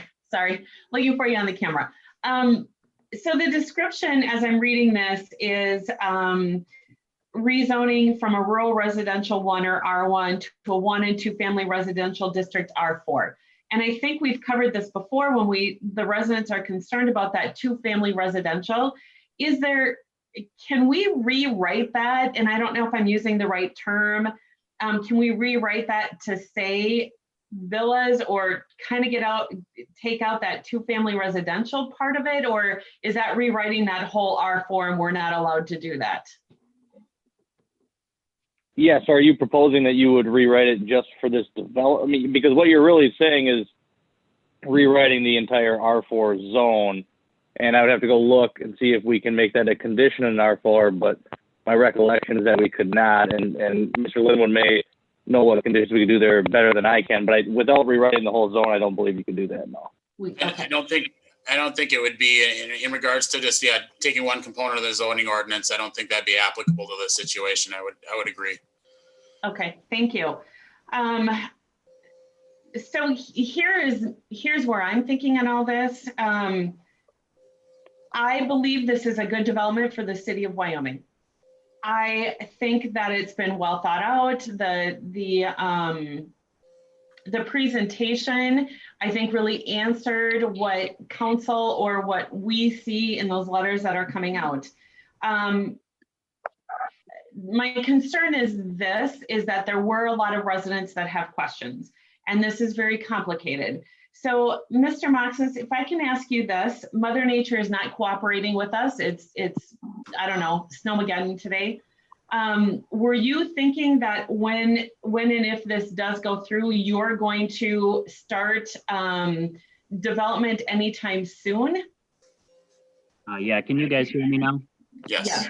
Okay, sorry, I'm on my cell phone now, so I don't know what the heck's going on with my computer, so I apologize for that. But yes, the plan is we'd still like to try to entertain some construction this season yet. My contractors are set and ready to go. So as soon as we can get final plat approval, the plan is to start at least some initial grading on the first 19 lots, potentially provide some services for maybe a couple lots, so that we could get some of, I have builders that are already wanting to build in this project. I won't be holding this as an exclusive project like my other one. So I currently have 5 builders, actually more than that, but 5 committed builders that want to start construction immediately. So this is something that I need to move on. Okay, thank you. So to continue my thought on that, my concern is this, and we'll go around the room with a quick discussion on that. I know this has gotten long. My concern is this, a lot of questions. I believe a lot of questions have been answered for our residents, but they've been very vocal, and probably more vocal than any development that we have had that I know of in the last 4 years. I would like to possibly table this and put it on to the next agenda, which is, Mr. Linwood, are we talking 2 weeks roughly? How many days are we talking? November 4th, Mayor. Okay, quick math, 14 days? Correct. Something like that? Okay. Because what I want to do, my judgment says, do we need to have these residents be able to understand and ask any other questions? Will that change their mind on anything? I do not know. I am comfortable with the questions that were asked from these residents, and I believe they were answered, but I don't know as they're listening to this, if their questions were totally answered.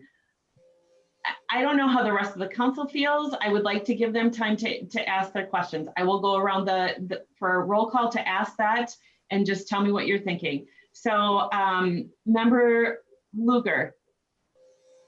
The vast majority of my questions, and I feel like the vast majority of resident questions, have been answered really well and really thoroughly and satisfactory.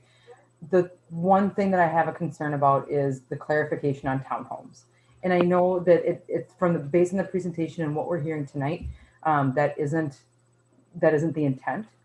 I think that I hear that as one of the major concerns, and I'm wondering if there's a way that we could further clarify that in something that might come to the council agenda in a couple weeks, or would that be a process of having to go back to the planning commission and redo everything? I guess I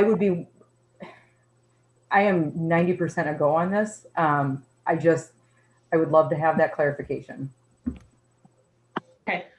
Mr. Lunan, is that something that we could put a condition in on this resolution regarding that it is villas and that Mr. Maximus is agreeing to that?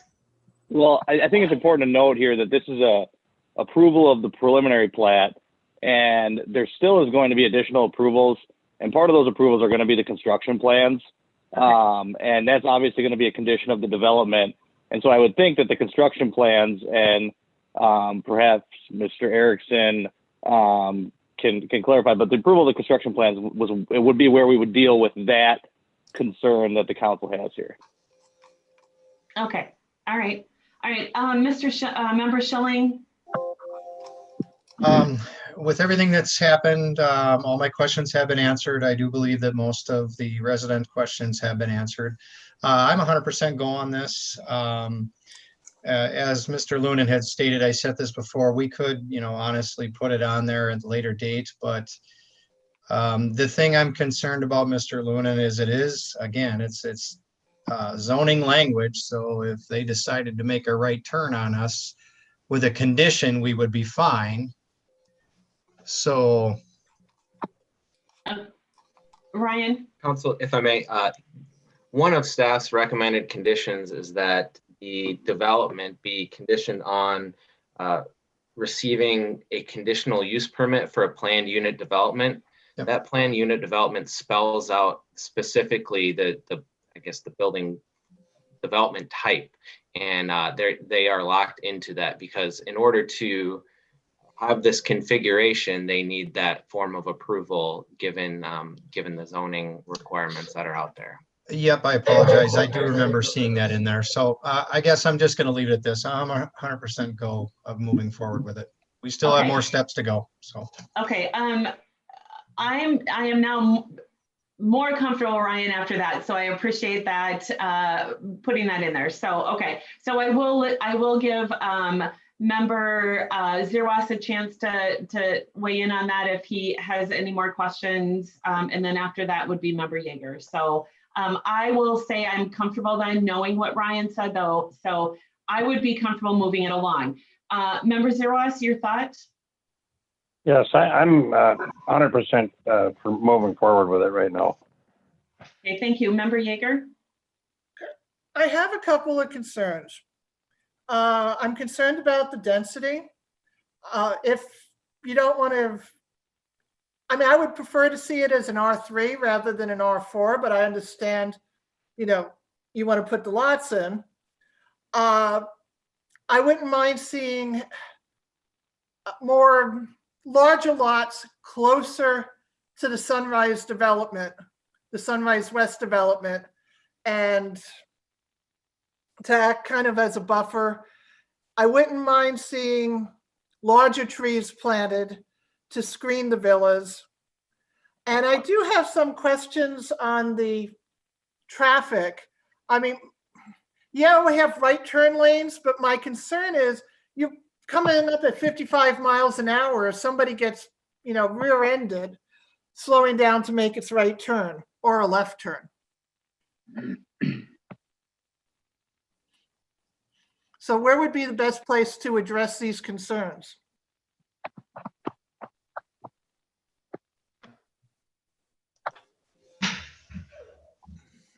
Well, Mark, I don't know if you want to, in regards to the traffic, I think, Mark, maybe you can, discuss that. I mean, I think, that's a holistic decision on the council in regards to if, the applicant is seeking that rezone, obviously, for the development that's in for you and the density, but obviously that R3 would not allow the density. Councilman Yeager, that you're potentially would feel more comfortable with. I think that's more of a something that the council would have to look and give that feedback to the developer as a whole. Obviously, it would change the entirety of that development, having it change from that R3 to R4 and those densities allowed. As I think Mr. Kroos went through in regards to the comprehensive plan and the what would be allowed here, and then the city's DWISMA in regards to the utility, those sewer and water services for this area, and its recommended density, that either the R3, R4 could be identified through those documents as practical. I think it comes down more to the overall council discussion on that part of the zoning. Mr. Erickson, I don't know if you would have any other further comments in regards to Councilmember Yeager's questions on the traffic. Yes, I certainly can. And I'll again share my screen. And so, I originally had the same questions. And so that's something that you look at a development like this and you look at, turn lanes. And so they are proposing a right turn lane into the development here, existing right turn lane here. They're proposing a right turn lane coming in here. And so the question is left turn lanes, right? And so we did evaluate, generally accepted criteria do not warrant the placement of the left turn lanes. They're not easy to construct, as you can imagine, because the oncoming lanes, you just can't simply add a left turn lane. You have to shift the oncoming lanes over so they don't align with the new left turn lane. So one, they are very expensive to construct. You can see along the corridor to the north, there aren't left turn lanes into 261st, 263rd, 264th. And so there, I think there's, certainly not, I'm not aware that there's been significant issues with left turns on any of those developments. And so I don't know if this is entirely different than that. Certainly when Sunrise Meadows here was constructed, they weren't required to put in a left turn lane on 258th. And so I think that was just our assessment. Will there be left turns that do slow traffic down along Kettle River? Yes.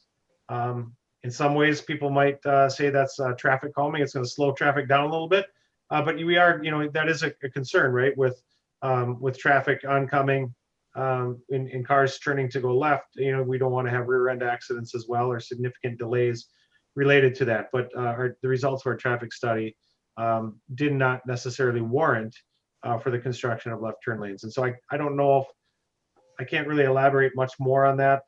With regards to density, I know that there's significant expenses related to extending sanitary sewer and water, including a lift station that's probably $250,000, $300,000 for the site.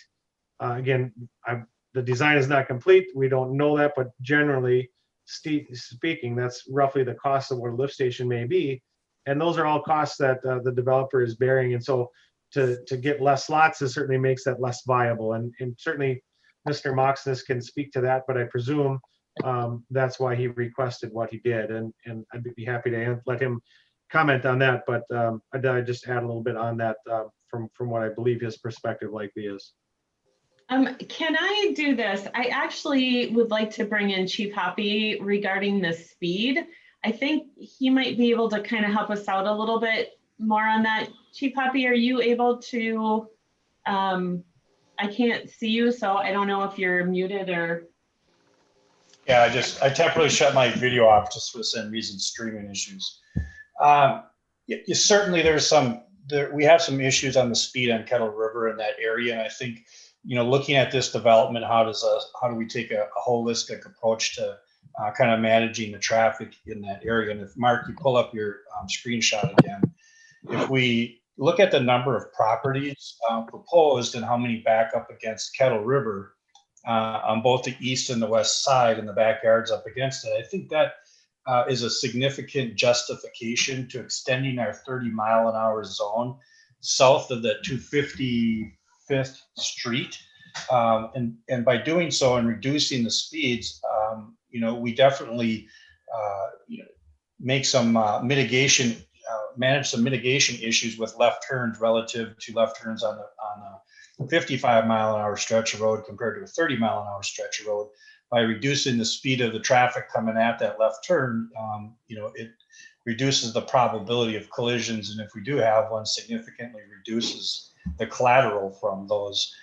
So even though we may not be able to justify left-hand turn lanes, I think by utilizing some of that new legislation and giving city control to reduce speeds, I think this development would very much help us from a public safety perspective, justify reducing the speed to 30 miles an hour all the way south of 255th Street. And I think that would serve not only this neighborhood, but also the neighborhood to the north. Okay.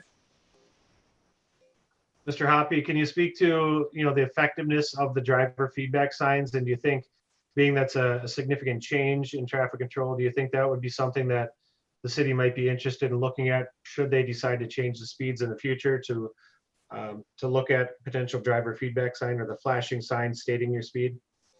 Yeah, it's been our strategy over the last couple of years as we redevelop our streets and bring in new development or we change transition zones, especially when we're reducing high speed of 55 miles an hour down to a residential speed of 38 miles an hour. It's been our strategy on a number of roads we've done in the past, and it's extremely effective by putting those driver feedback signs in where we conduct those transition zones to really help driver awareness and get those speeds down early, to come compliant with our posted speed limit.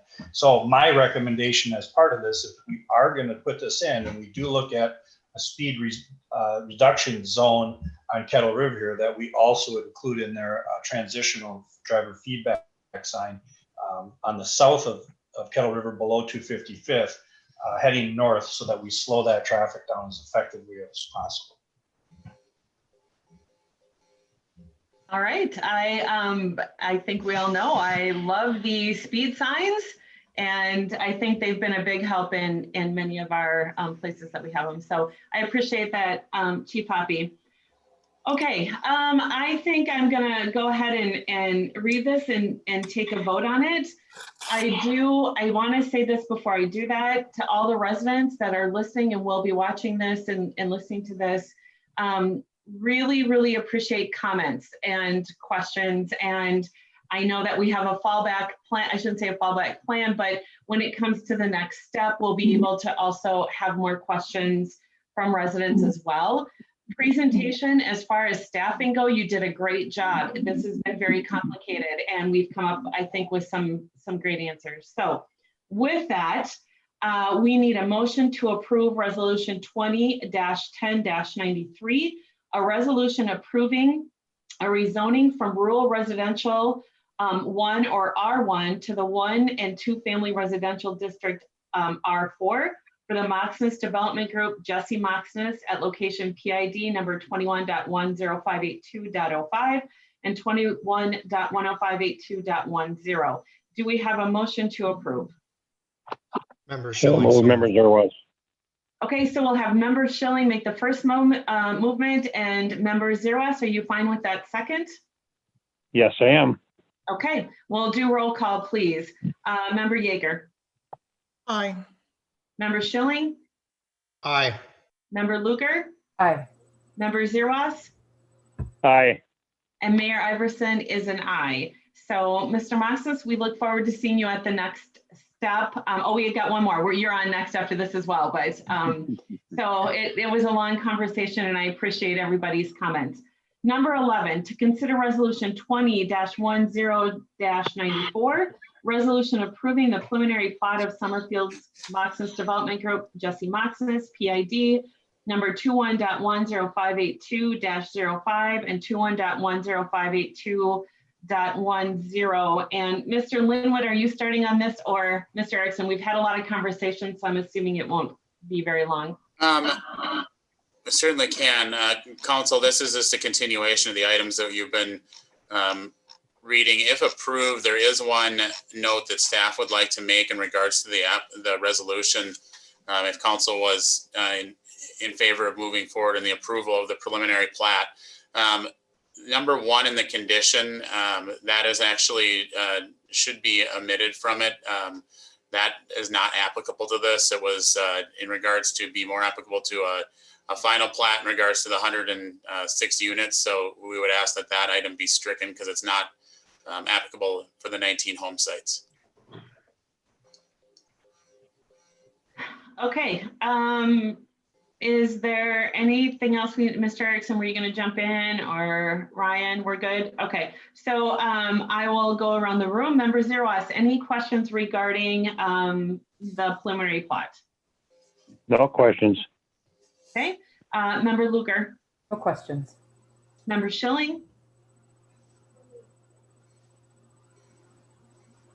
No questions. All right. Member Yeager. No questions. They've been answered. All right. And Mayor Iverson has no questions. I'll read it.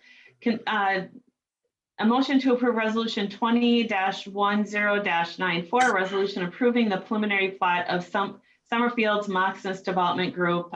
We can add the other numbers into that later. Do I have a motion to approve? So moved. Member Luger.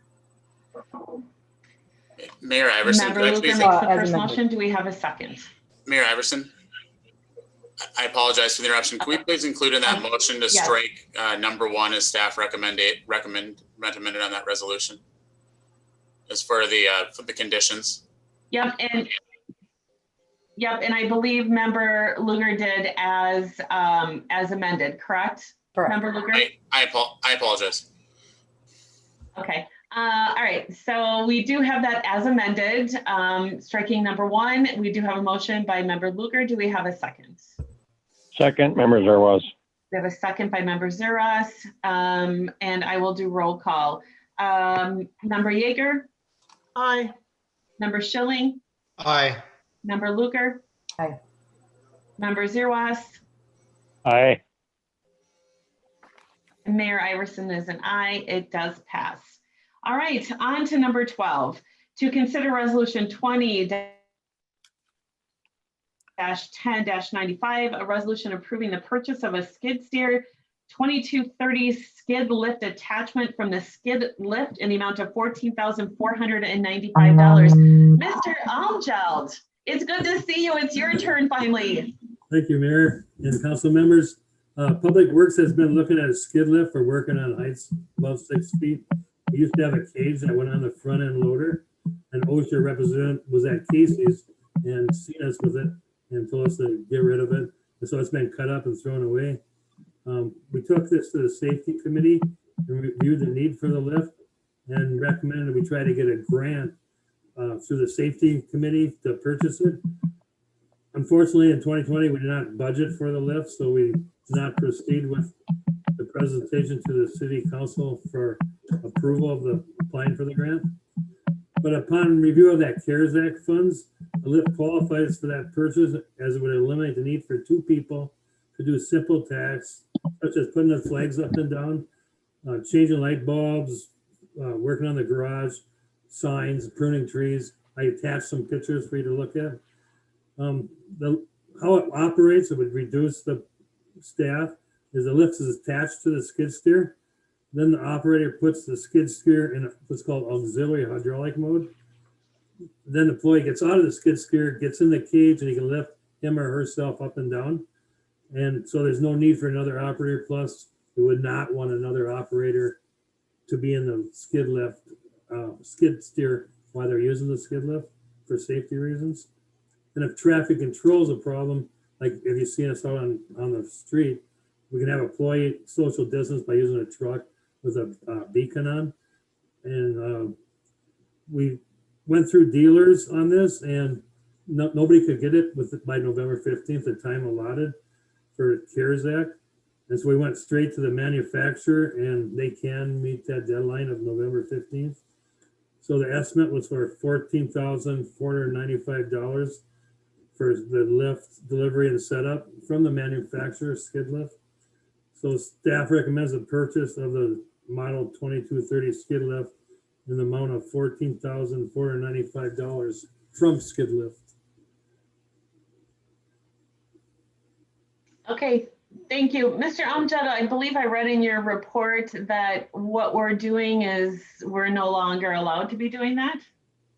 However, we had a cage that went on the front end loader, but if a hydraulic hose breaks while you're up in the cage, it'll just fall to the ground. And so these kind of lifts that we're looking at have safety catches if something went wrong.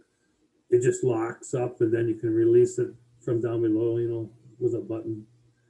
okay, and can you give a couple examples? Can you give a couple examples of what we use that for in the city, please? Absolutely. We have the flags we put up and down. So they'll be coming down in November now after Veterans Day. Christmas lights, we prune trees, work on buildings, and many uses. Anything that's high up in the air, street lights, changing bulbs. Many. Yes. Okay, thank you. Member Zerwas, do you have any questions? Nope, I'm in favor of purchasing it. Okay, Member Luker? I have no questions. I'm in favor of being in compliance with OSHA. That is a good thing. Member Yeager? Is the manufacturer close enough to get the skid steer to us before the deadline? Correct, Councilman Yeager. I checked with them, have it in writing that it would be delivered before the 15th of November. Okay, and you've checked numerous dealerships around the area, and none of them have this in stock. Correct. They all ordered from him, and he's has many orders because of CARES Act, and he has one unit that's partially built already, and he will have it done by the 15th. Okay, thank you. All right, Member Schilling? I have no questions, and I also want to comply with OSHA. They tend to be expensive when we don't. And I'm in favor, sorry. Awesome. I see Mr. Linwood and Mr. Lunan both shaking their head that yes, this is very important to be compliant. So, all right, did I get everybody? I believe I did. So let's go ahead and we need a motion to approve resolution 20-10-95, a resolution approving the purchase of a skid steer 2230 skid lift attachment from skid lift in the amount of $14,495. Do we have a motion to approve? So moved. Member Zerwas. Okay, so we have a first from Member Luker, and then we have the second from Member Zerwas. Is that correct? Yes. Perfect, thank you. All right, roll call, please. Member Yeager, Aye. Member Schilling, Aye. Member Luger, Aye. Member Zerwas, Aye. and Mayor Iverson is an aye. It does pass. Number 13, to consider resolution 20-10-96, a resolution concurring with the Economic Development Authority of the City of Wyoming, Minnesota, authorizing the execution of that certain Sixth Amendment to statutory mortgage. Mr. Linwood. You're muted. Excuse me, Mayor, members of council. Tonight, I am presenting for you a concurring resolution from in regards to the Sixth Amendment for the statutory mortgage for the property known as the Bingham property. This is a property that the City of Wyoming and Chisago County HRA EDA jointly purchased back in 2002 with a revenue bond and then a mortgage for that property. Every 3 years, it is necessary to have an amendment on this item. We have owned the property since 2002, and we are coming due on the Fifth Amendment, which expires at the end of this month, hence necessary to exercise the Sixth Amendment. The Wyoming EDA did approve the amendment at their October 14th, 2020 meeting. The First State Bank of Wyoming has offered to lower the interest rate to 3%. The last amendment was at 3.95%, so we certainly appreciate them doing so. We are hopeful, obviously, right now there is an option on the land with Rohr's companies, and we're still waiting to hear any results from MHFA on that. But tonight we are asking the City Council to approve a concurring resolution, just recognizing that the EDA did approve this Sixth Amendment to the statutory mortgage for the Bingham property. And with that, I'll stand for any questions. Mr. Linwood, do you know what the interest rates has mostly been on this? I know it's gone down a couple times. The one you're currently talking about, was it, if I remember correctly, 3.95%? The last amendment was 3.95%. I think prior to that, it was in the 5s. So it's steadily kind of with the market, it's gone down. So, and I think the First State Bank of Wyoming has been good to recognize those market trends and continued to lower this with interest rates being low, all-time lows everywhere else. So the 3%, obviously it's an interest point, so that's appreciated. And we can, if we do not exercise a sale on the property, we appreciate being able to pay off more principal faster with that lower interest rate. Correct. All right. Thank you. That's all my questions. Member Zerwas.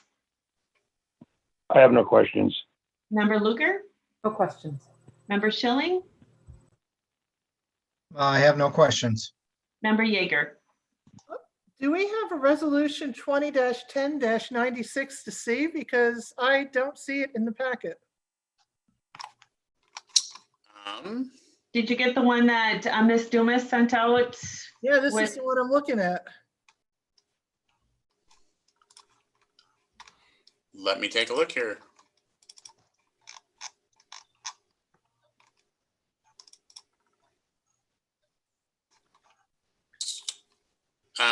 I don't see it in my packet either. I apologize. I can certainly share my screen. Just doesn't look like it made it in the packet. Give me 1 second here and I can share my screen. That way council has an opportunity to review that resolution.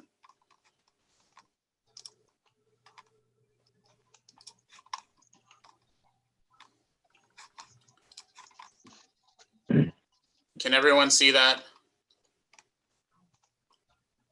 Yes. Yes. Okay. Yes. Yeah, the resolution is essentially states the whereas that it's the sixth statutory mortgage, and the EDA did approve that on October 14th, and that is between the City of Wyoming, the Chisago County HRA EDA, and the First State Bank of Wyoming. And this is a repayment of the 2002 bond series and that aggregate principal amount of 1.3 million. That is for the acquisition of the 14.81 acres known as the Bingham property, located up on Highway 35 and County Road 30. Whereas as I had talked about, the bank has identified to amend that bond mortgage from that 3.9% to that 3%, and that is in the agreement, and that final maturity will come November 1st, 2023. And we're certainly hopeful we sell it before then when we don't see that final maturity of the sixth amendment and have to do a seventh. The council, this is just the resolution is, like I said, concurring the council deems it's necessary that the ADA executed this sixth agreement to the statutory mortgage. And that's essentially it, that the council is in favor of this. And this will go then to the Chisago County HRA EDA board for approval on October 27th for final, and then all signatures between our EDA, the Chisago EDA, HRA, and the First State Bank of Wyoming, and the document will be recorded. Okay, thank you. Member Yeager, do you have any further questions with that? No. Okay. Who did I leave off with? Did everybody get a chance to ask a question if they needed to? I believe so, right? Okay. So we will need a motion to approve Resolution 20-10-96, a resolution concurring with the Economic Development Authority of the City of Wyoming, Minnesota, authorizing the execution of that certain Sixth Amendment to statutory mortgage.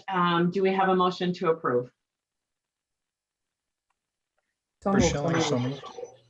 Okay, so we have Member Schilling making the first motion to approve, and we have Member Luger making the second. Is that correct? Mm-hmm. Sure. All right, good job. We're all anxious to kind of get through this. All right, so roll call, please. Member Yeager. Aye. Member Schilling. Aye. Member Luger. Aye. And Member Zerwas. Aye. And Mayor Iverson is an aye, so it does pass. Number 14, to consider a work session meeting on October 26, 2020 at 6 p.m. to review the current status of the Wyoming CARES Act dollars. And I'm going to guess Ms. Dumas is taking this one.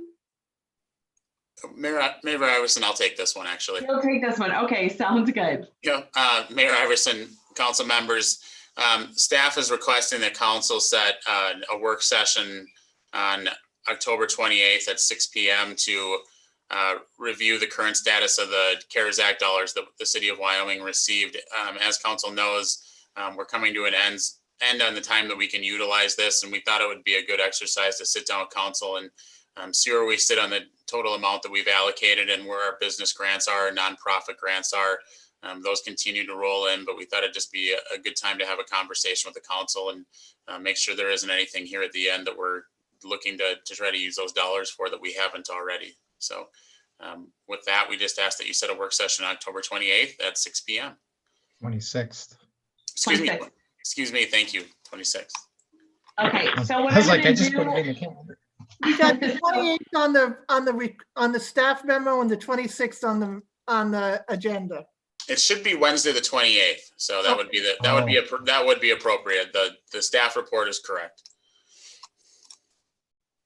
Okay, hold on. Let's, I need to check. So if everybody could check their calendars really quick, just to make sure. So the 28th is a Wednesday. I'm going to go around. I'm going to ask you if you have any questions, and then also to confirm if you can do that date. So we'll start with Member Schilling, seeing he already put it on his calendar. It is on my calendar. It's good for me. All right. And Member Luger, Good for me too. Member Yeager, 28th works for me. Member Zerwas. As of right now, 28th works fine. Great, and it does work on my calendar. So with that, there doesn't seem to be any questions. So we just need a motion to approve the October 28th, 2020 meeting at 6 p.m. to review the current status of the Wyoming CARES Act dollar by virtual or in person. This will be conducted virtual. Okay, so virtual. All right, do we have a motion to approve? So move, members there was. Member Zeroth makes that first, and Mayor Iverson is actually going to make that second. So with roll call, please, Member Yeager. Aye. Member Schilling. Aye. Member Luger. Aye. Member Zeros. Aye.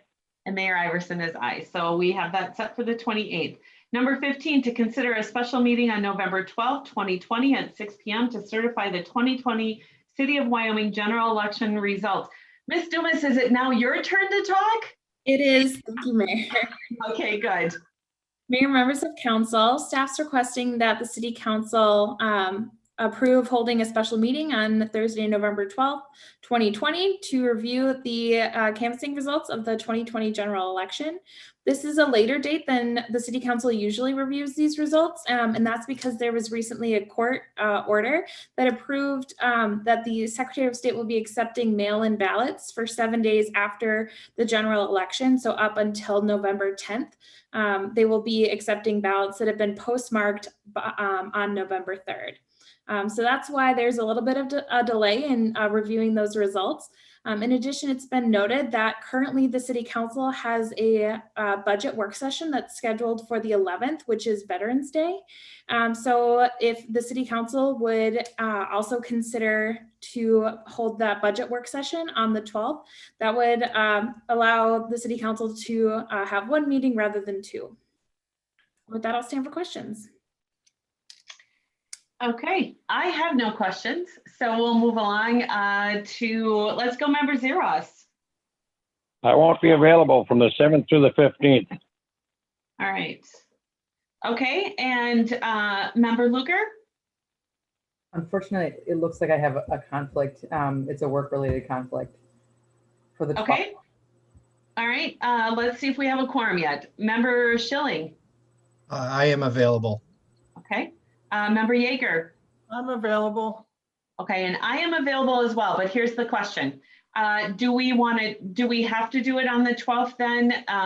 Is there a statutory whatever on that, or do we want to find a different, I'm just throwing that out there. We will have a quorum, obviously. I think we all want to make sure it gets certified, but I don't know the legalities of that date. I believe we could have it on a different date. I'm not sure if City Administrator Linwood is familiar if there's a limitation. Yeah, I think the issue is we're anticipating getting those results at the soonest from November 10th from the Chisago County Auditor. So we could have a different date. I think it's important that we get those canvassing done sooner than later. So we'd have to look later than the 12th. We couldn't do it sooner than that. So we'd have to look almost into the next week to complete that task then. So that would be, we have council on the 17th. So would the 16th work? So let me ask you this. I'm just assuming this, member Luker and member Schilling, you can shake, or I can't see member Zeros, but you want to be a part of the discussion on the budget and all that? And if so, then can you do the 16th? November 16th would be the next date. As long as it's after, we got sewer commission at 5:30. So we could do like a 7 o'clock maybe? Yes, absolutely. Claire? I mean, I would love to absolutely be a part of the conversation. My concern is that I don't want to hold anything back schedule wise. So I defer to kind of the consensus of the group on how we want to proceed. I'm happy to attend on the 16th. If we want to wait, if there's a quorum and you don't want to wait, that's okay too. Right, because it is also budget as well. Yeah. Right, it's budget and. Are we looking to do certification at 7 and budget at 6? Or? I think the certification is just a resolution, so that'll be quick. So we would go right back into the budget work session. I could potentially do it at 7 on the 12th. The work conflict is this, it's conferences. And so, I don't know if how long that will go. But my hunch is that if it were 7 o'clock, I could probably make that work. But again, I don't want to, it's not all about me. So I don't want to hold it back. Yeah, Member Schilling, what's your thought? I'm open to moving it to 7 on the 12th. That's fine by me. That would include one more member. Okay, and member Yeager, are you fine with 7 o'clock on the 12th? Yeah, I take it we're going to do both budget and canvassing. That's the proposal. What was that? That is the proposal. Okay. Yeah, 7 o'clock on the 12th is fine. And then eliminate the book meeting on Wednesday. Okay, so then the motion in front of us would be same thing, a motion to approve a special meeting on November 12th, 2020 at 7 p.m. to certify the 2020 City of Wyoming general election results and our budget, our 2021 budget, correct? Okay, do we have a motion to approve? Member Schilling, so moved. Member Schilling makes the first. Do we have a second? Member Luger will second. Member Luerger makes that second. Roll call, please. Member Yeager, Aye. Member Schilling, Aye. Member Luger, Aye. Member Zeros, are Aye. okay, and Mayor Iverson is an aye. All right. Number 16, to consider resolution 20-10-97, declaring the cost to be assessed and ordering preparations of proposed assessment roll for the 2020 street improvement project, city project number 20-01. Mr. Linwood or Mr. Erickson? Mr. Erickson will be taking this item. Okay. Thank you, Madam Mayor and members of the council. Just a quick update on the project. The project is near complete, but as you know, the snow was not really welcomed by our contractor. So we have a little bit of work yet to do, and so we're still hopeful we will wrap that up. Looking at the forecast out, it might be the final layer of asphalt goes down the early part of November. It looks like the forecast is a little bit chilly and a little bit white. So we'll continue to make efforts to finalize that, but we're very, very close to finishing that project. We have projected final costs to complete the project. And I'll just quickly go over that. And tonight we're simply asking for the declare the cost to be assessed and set the public hearing date. And so we have two resolutions for you. Before I get into the costs, I just want to highlight that our standard language is in both the resolutions and the standard letters that we send out for the notice and the property owners. And that does include language related to how they really the meeting taking place at City Hall. And so that's one point that we do need to address and how that meeting will be conducted. I know currently we have an opportunity for residents with concerns to submit questions. We could certainly continue with that, or if we wanted to have an opportunity or a means for them to speak via Zoom meeting or something, there's other ways that we could look at that for this assessment hearing. And so not knowing what your direction would be on that, we wanted to just kind of leave it open-ended. We will recommend modifying both resolutions and the notice in the paper and the notice to the residents to reflect whatever means you want for them to provide input as part of the assessment hearing. So just keep that in mind. I just want to quick highlight the project costs. The project costs are projected to be 3.511 million. I'm rounding a little bit there. You have your council packet that has the exact numbers. The surface improvements are identified at $2,811,382.97. Drainage improvements were $633,959.23. We have water main and Lions Park improvements that are not accessible. So I don't necessarily get into the details of that. I would like to share with you the total of the two items that I addressed was $3,440,279.93. That's the accessible portion of the project. As you know, our assessment policy allows the assessment of up of 20% for the parcels. That equated to $688,055.99. We have 113 accessible parcels, resulting in an assessment rate per unit of $6,088.99. That is slightly less than what was identified in the feasibility study of $6,345.13. So we're pleased that the costs remain close and are in fact less than what was identified in the feasibility study that was shared with the property owners. So again, we do have two resolutions that we're looking for you this evening to approve. One is to declare the costs to be assessed, and we've highlighted that in the resolution. And then we also would like to have you move forward with the resolution calling the hearing for November 17th at our regularly scheduled city council meeting. We just simply ask that we have a discussion related to how we want that meeting to be conducted. Right now, it's our standard language that we've had in the past related to the meeting will take place at City Hall.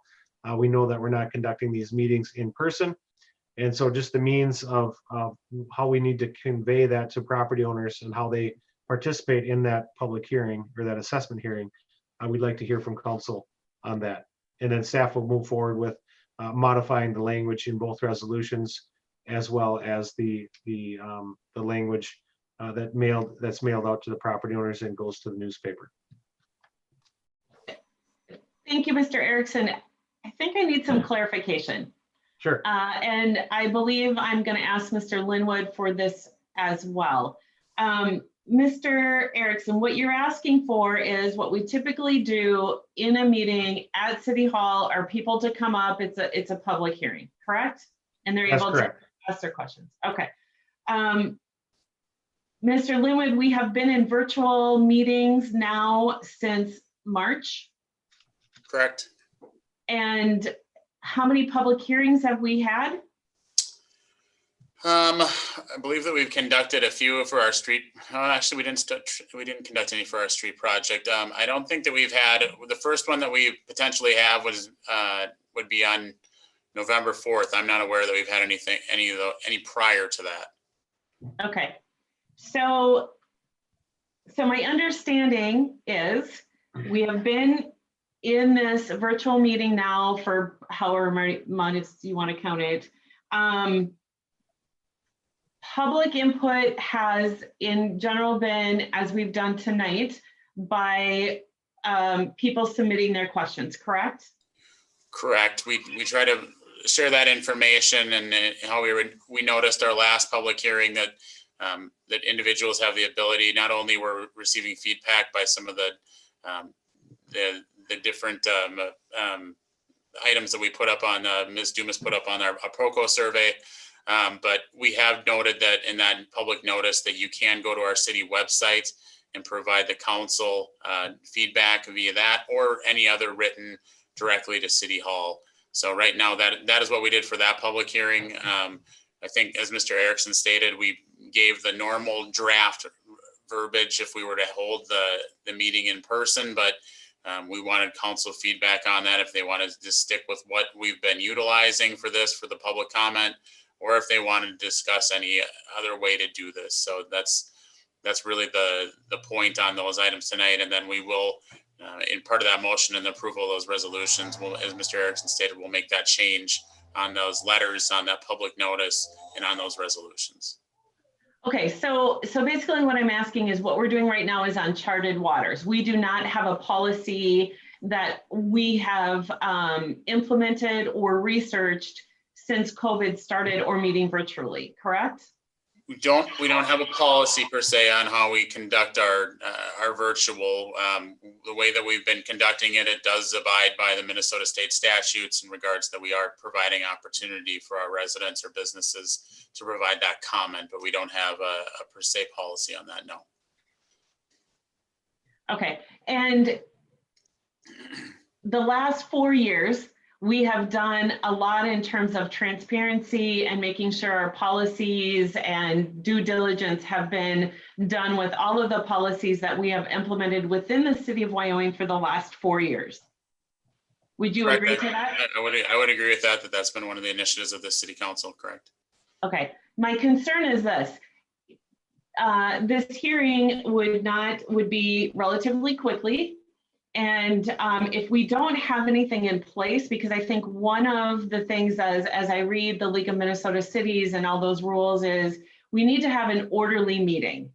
And if we're not taking the time to have a policy on this and doing our due diligence, I'm not sure how, as a mayor, I can run a meeting that is orderly when we have a lot of people who want to speak. Does that make, am I making sense on that?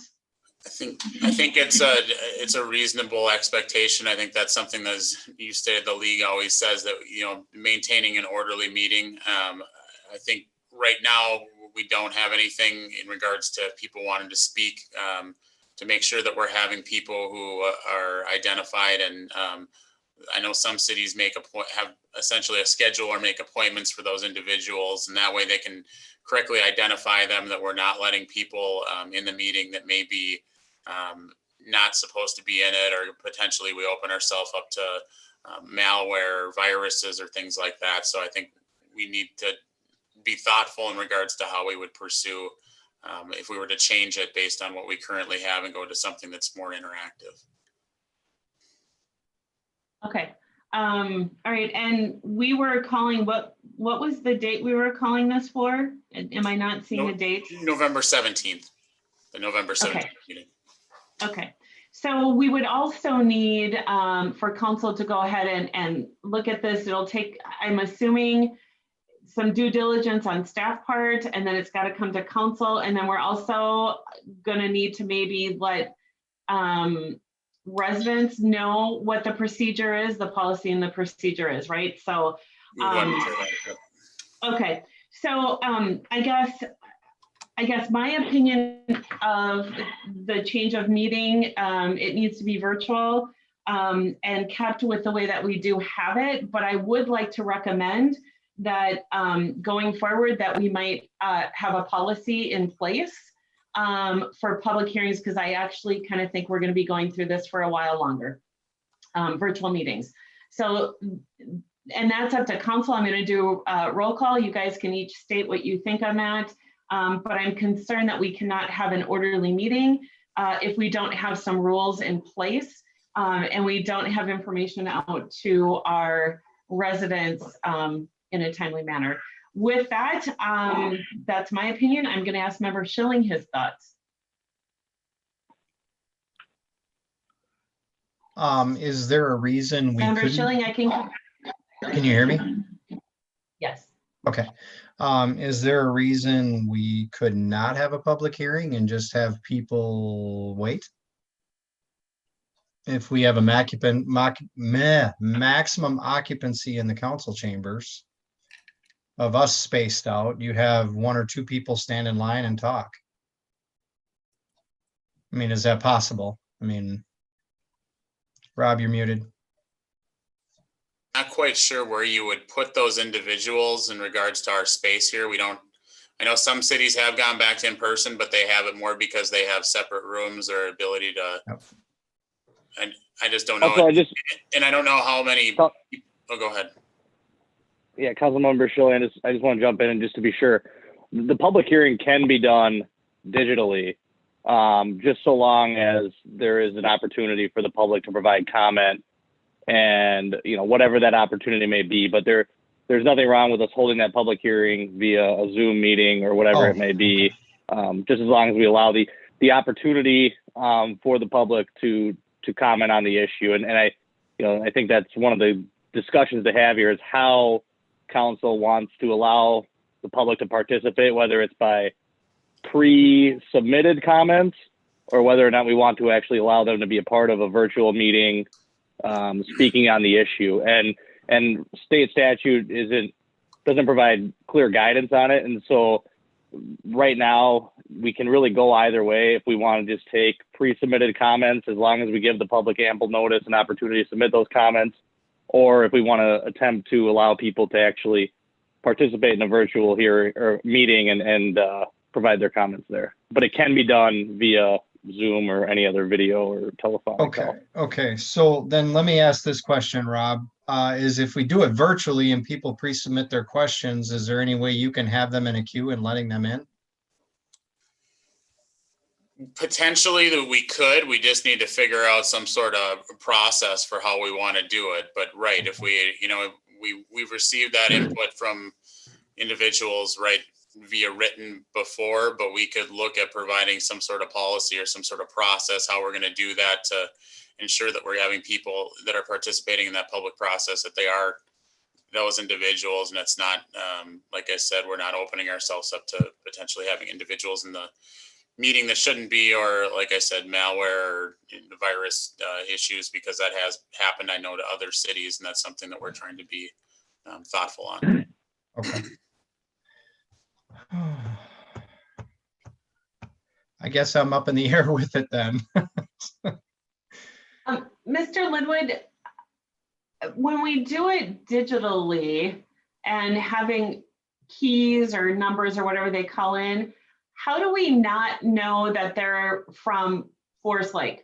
or that they're from a different development? Is there, how, I mean, I think there's a little concern for me on that.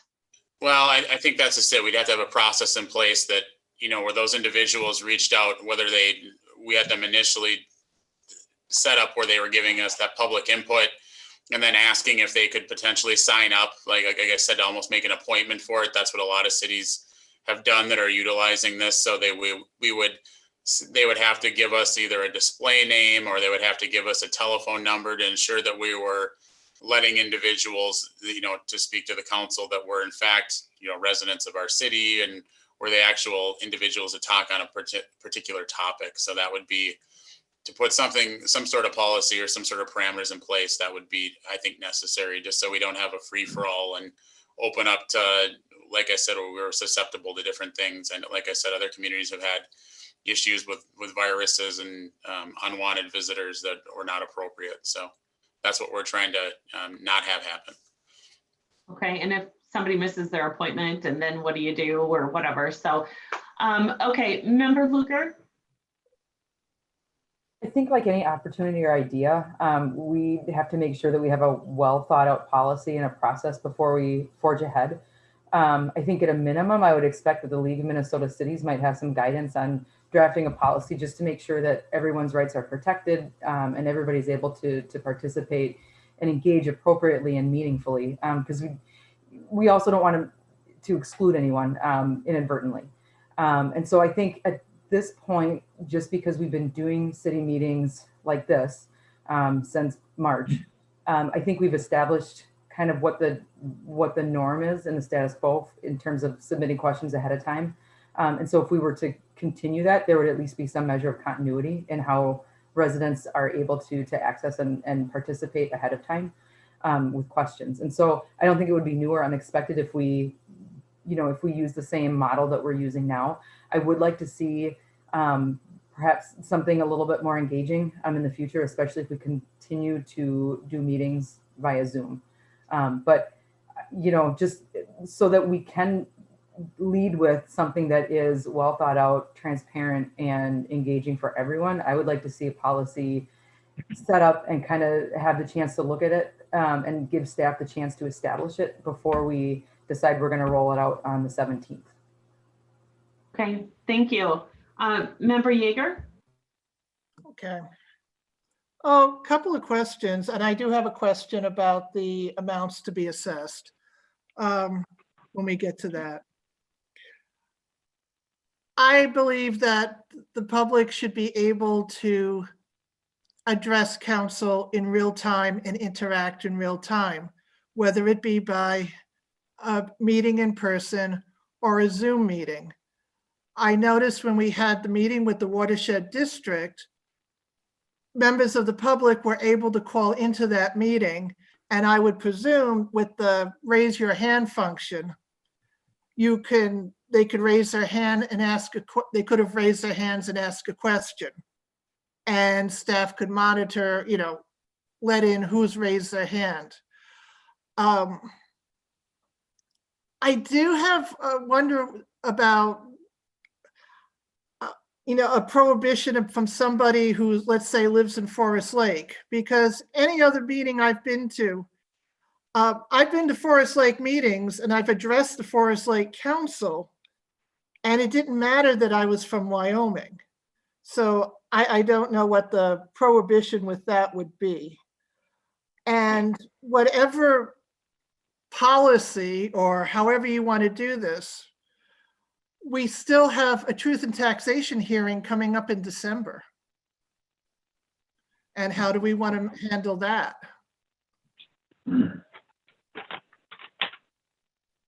Okay, Member Zerwas. This is a pretty hard subject to have to talk about. This pandemic has really messed things up. But the only way this could work with any order, I would think, would be with pre-submitted questions and by Zoom. This idea of having people come to City Hall, even at one by one, my concerns would be the same like Rob said, where are you going to put those people? We, as council people, we can stay far apart up there, but there isn't room in that City Hall big enough to put people in there. So I'm going to stick with the Zoom, I think, and pre-submitted questions. All right. I think that was everybody. What I'm trying to understand, or what we should try to do is, do we need to make a motion or just a roll call on what we want to do in terms of people speaking? Well, we need to have staff needs some feedback, because it's necessary that we're going to send these letters out and then make that public notice. This afternoon, I did give council an example, the public notice that we use for those body cams, in regards to that we had set in there that link that we can receive public comment on, and then that public comment can be submitted directly to the city as well. That would be an option. We could then bring something back to the council, and we could try to, if we did receive that public comment, we could try to look at an ability to perhaps have something available come the 17th for this public hearing, so people could talk in person, or to have some sort of policy to the council on November 4th, where we felt there was a way that council was comfortable, and that, like I said, from a staff standpoint, my only concern is in regards to make sure that we don't introduce anything in our meeting in regards to viruses or things like that. Okay, so what I'm going to do then is I'm actually going to go around the room. The question is the direction we want to go in staff, and from what I heard from the 4 council, and so the 5 of us, so you can say yes or no on this. Right now, what I'm going to propose is that we have staff research a policy for digital public meetings, and bring that back to council, so we do have something in writing that we are able to let our residents know the proper way for us to hold an orderly virtual public hearing. So with that, I'll go roll call. You can say yes or no onto that. Member Zerwas? Yes. Member Luker? Yes. Member Schilling? Yes. Member Yeager? Sure. And Mayor Iverson is a yes. So that would be the direction of council, is to have some sort of policy regarding this. Okay, but that still brings up that question about the November 17th is what I'm gonna because we, depending on how that goes, do you need to know that right now, Mark, is when you notice it, or when do you need to notice it by? So statutorily, we do have some requirements to have in place this notice to go out by, both to the paper and to residents. And so to wait till the next city council meeting, that would not meet those requirements. So what I would suggest is that we send out this notice, identifying the time and date for the hearing, and we could identify in that memo that the means by which we would engage or have public engagement or public opportunity to speak or communicate with the council regarding the assessments, we could follow up with that with another memo to them, or this notice could say, on this date, the policy for accessing the meeting will be on the website, or some way we could certainly have that included in this memo, or have a follow-up memo to the property owners on how to engage in the meeting. Okay. I think, Mr. Erickson, I think what we need to remember is that that public notice has to go in no later than next Monday, which it'll be then published in that that following Thursday for the Forest Lake Times. So I think we need at this point, because we're not going to have another opportunity to come back to council, that we need to minimally identify the current way that we've been doing things, at least to say that you can provide public comment via our city website at that open forums and that link, or provide written comment. And then if we do receive those at that point in time, if we receive that written comment from individuals, we can look to talk to the council on November 4th about a policy. And if we have that policy in place, we can reach out to those individuals who have provided that written comment, perhaps if we do have an interactive policy at that point, if that makes sense to the council. Sure. Okay, so again, I'll go around with roll call. Tell me if that makes sense. Member Zerwas? Yeah, it makes sense to me, yes. Okay, Member Luker? Yep, that makes sense. Member Schilling? That makes sense. Member Yeager? Oh, mostly makes sense. I would still prefer something more interactive. Okay. All right. So we have direction then. Mr. Linwood, you're good with that? Yes, thank you. Perfect. Okay. So now back to number 16. I believe that member Yeager said that she has some questions regarding the assessment. So we'll start with her. And just to be clear, we are on resolution 20-10-97. So member Yeager, your questions? Yeah, it's just the one on the interest we're charging at 4% interest for on the assessments. Given that on our mortgage on the Bingham property, we're getting 3%. Would it be possible to drop that interest rate a little bit? Standard practice of the city council has been that whatever the city's interest rate was, is that there's a 2% on that for the administrative costs. That's what we've done for all of our street projects. If the council wants to veer from that practice, I guess that's up to you, but we've done 2% over what the city has received. 2% was what we received on those bonds, hence why we have it at 4%. Well, just thinking it's, there's a pandemic, there's a recession, people out of work, might help them a little. Once again, that's up to the city council. I'm just going by the past precedent that they've Well, used. yeah, That's certainly up for the council discussion if they'd like to. that's my thoughts on it.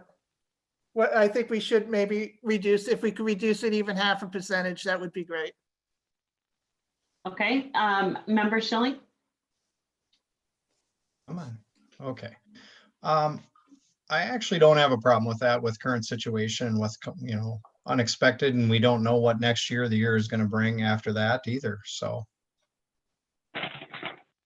Okay, so member Schilling, just to be clear, you're looking to do 0.5%. You're saying you're in agreement with 0.5% or 1%? Or I would be in agreement with 0.5%. Okay. All right, member Luger. I would be in agreement with 0.5%, but I guess I'm wondering what impact that has overall on a more comprehensive level. Well, I think that is a good question. I think in regards to not to be sensitive to the needs of our residents, but this is a 15-year assessment. And just because of what might be going right now, you don't necessarily predict the future, and you might be setting a precedent where you change it for every project, where in the past you've been consistent with that and given a consistent expectation to your residents. To be something similar in regards to then, would you be changing assessment amounts, and from an 80-20 when you're looking at this, or you might have someone come back at next year's project and go, you actually assessed 1.5% on this. I want my project at 1.5%, and it may not necessarily be applicable or set a precedent that you're not interested in. So what impact does it have? So that I think the precedent piece is important, but what impact does it have financially? Well, there are bonds and sure, as part of those bond proceeds, there are administrative items that we need to do. That's through our bond counsel and necessary items that we do through the county auditors. So that's usually why that is factored in. That comes directly from our financial consultants when we rate those bonds. I know this has come up time after time over years and asked if it can be lowered, but we're going by the direction of the city's financial consultant in regards to what that should be. So that's how we've handled in the past. That would be staff's recommendation, but like I said, at the end of the day, council has ability to change that if they'd like. So is this then, is it a reasonable prediction or assumption to assume that this would have a negative impact on the city's financial status and ability to do long-term projects? I guess it sounds like on a number of ways. Yeah, I don't know if it would have a real substantial impact on long-term projects, but I think we've done it based on the recommendation from our bond counsel and our financial people in the past for that 2%. As far as that admin, I think you'll find that's fairly common in most cities. Like I said, I think you may be opening yourself up to changes in regards to what you've done for past, present on projects or future projects. But like I said, that, you know, that's the city council's prerogative too, if that's something that they want to entertain. Understood completely right now with the pandemic and how that might be effective to our residents, but these are 15-year assessments. So obviously things can change dramatically from year to year, as it can in other projects too. I think my concern on that would be people on Pioneer and on Goodview who have their rates set. Why wouldn't they come to us and ask for a decrease in the amount they're paying as well in terms of their interest? So I would be kind of concerned on that. Where does that stop? with that. And, you know, setting precedents is something that we're always watchful on. That comes up quite often. And as a council of the last 4 years, we've kind of stayed very strong with what is precedent and what is not, and making sure that we're very clear. Member Zerwas. I'm in favor of leaving that 4% as it was with all the other prior road projects. Okay. All right. All right. So majority, it looks like that keeping it at that 4%. Okay. Any other questions? I'll do roll call. Any other questions about the assessment part? Member Zerwas, any questions about the None. assessment? All right. No questions. Perfect. Thank you. Member Luger. No questions. Member Schilling. No questions. All right. And Member Yeager, you've had time. Is there anything else you want to add? No. Okay. So I need a motion to approve resolution 20-10-97, declaring the cost to be assessed and ordering preparation of proposed assessment roll for the 2020 street improvement project, city project number 20-01. Is there a motion to approve? Mayor, Members Mr. Erickson has his hand up. Mr. Erickson has something first. Okay, Mr. Erickson. I was remiss. I missed one part that I wanted to highlight in my presentation, and I forgot. You may recall that there was some ditch maintenance out there that a couple of property owners had indicated that they felt that that should not be accessible. That was just routine maintenance on that ditch that should have been done over the years and hadn't. I have excluded that from being assessed. It's about $5,000. And I just wanted to quick highlight that. If you take the total of the surface improvements and the drainage improvements, it actually totals $3,445,000. And you can, a little over $3,445,000. And we're only assessing the $3,440,000. So it's about just over $5,000 that we took. I think that was kind of the direction or the leaning of the council at the time, would be that likely would not be assessed.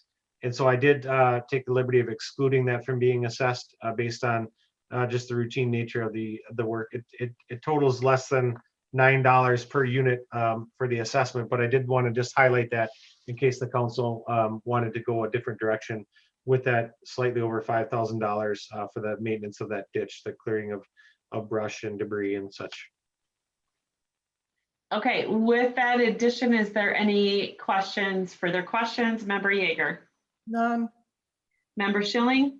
None. Member Luger. None. Member Zerwas. None. Okay, so we're going to go back to that resolution as stated, and I believe we had Member Schilling with a first and Member Zerwas as a second. Yes. That's fine. Great. All right. So roll call, please. Member Zerwas. Aye. Member Luger. Aye. Member Schilling. Aye. Member Yeager. Aye. And Mayor Iverson is an aye.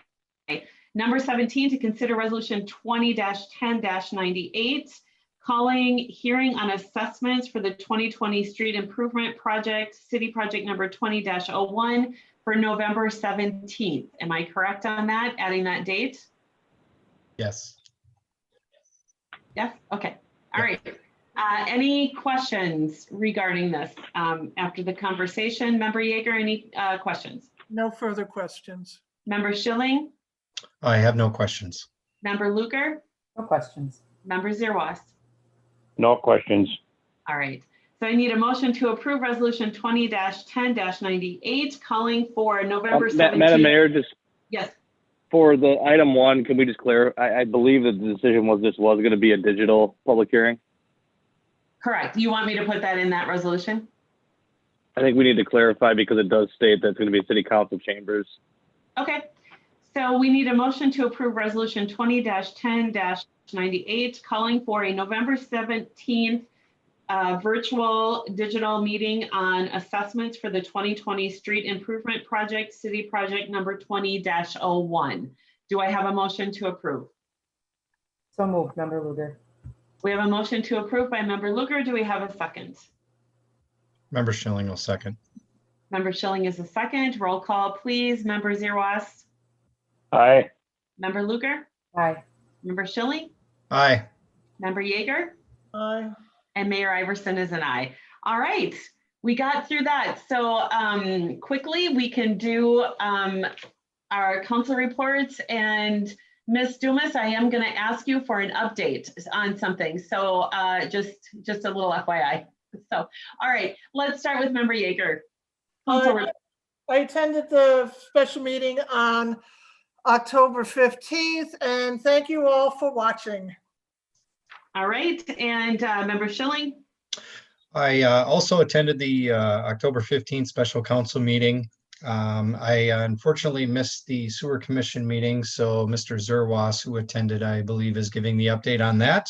And I'd like to thank everybody for logging in and paying attention. All right, then that would be Member Zerwas, your turn. Okay, well, I attended this special council meeting on October 15th also. And then I attended the sewer commission meeting at Lynchburg City Hall yesterday. Representatives from Veolia reported that they now have 5 members on staff at the plant, which was good news. Zach Meyer from Veolia reported the plant is running very well and well within all permit levels.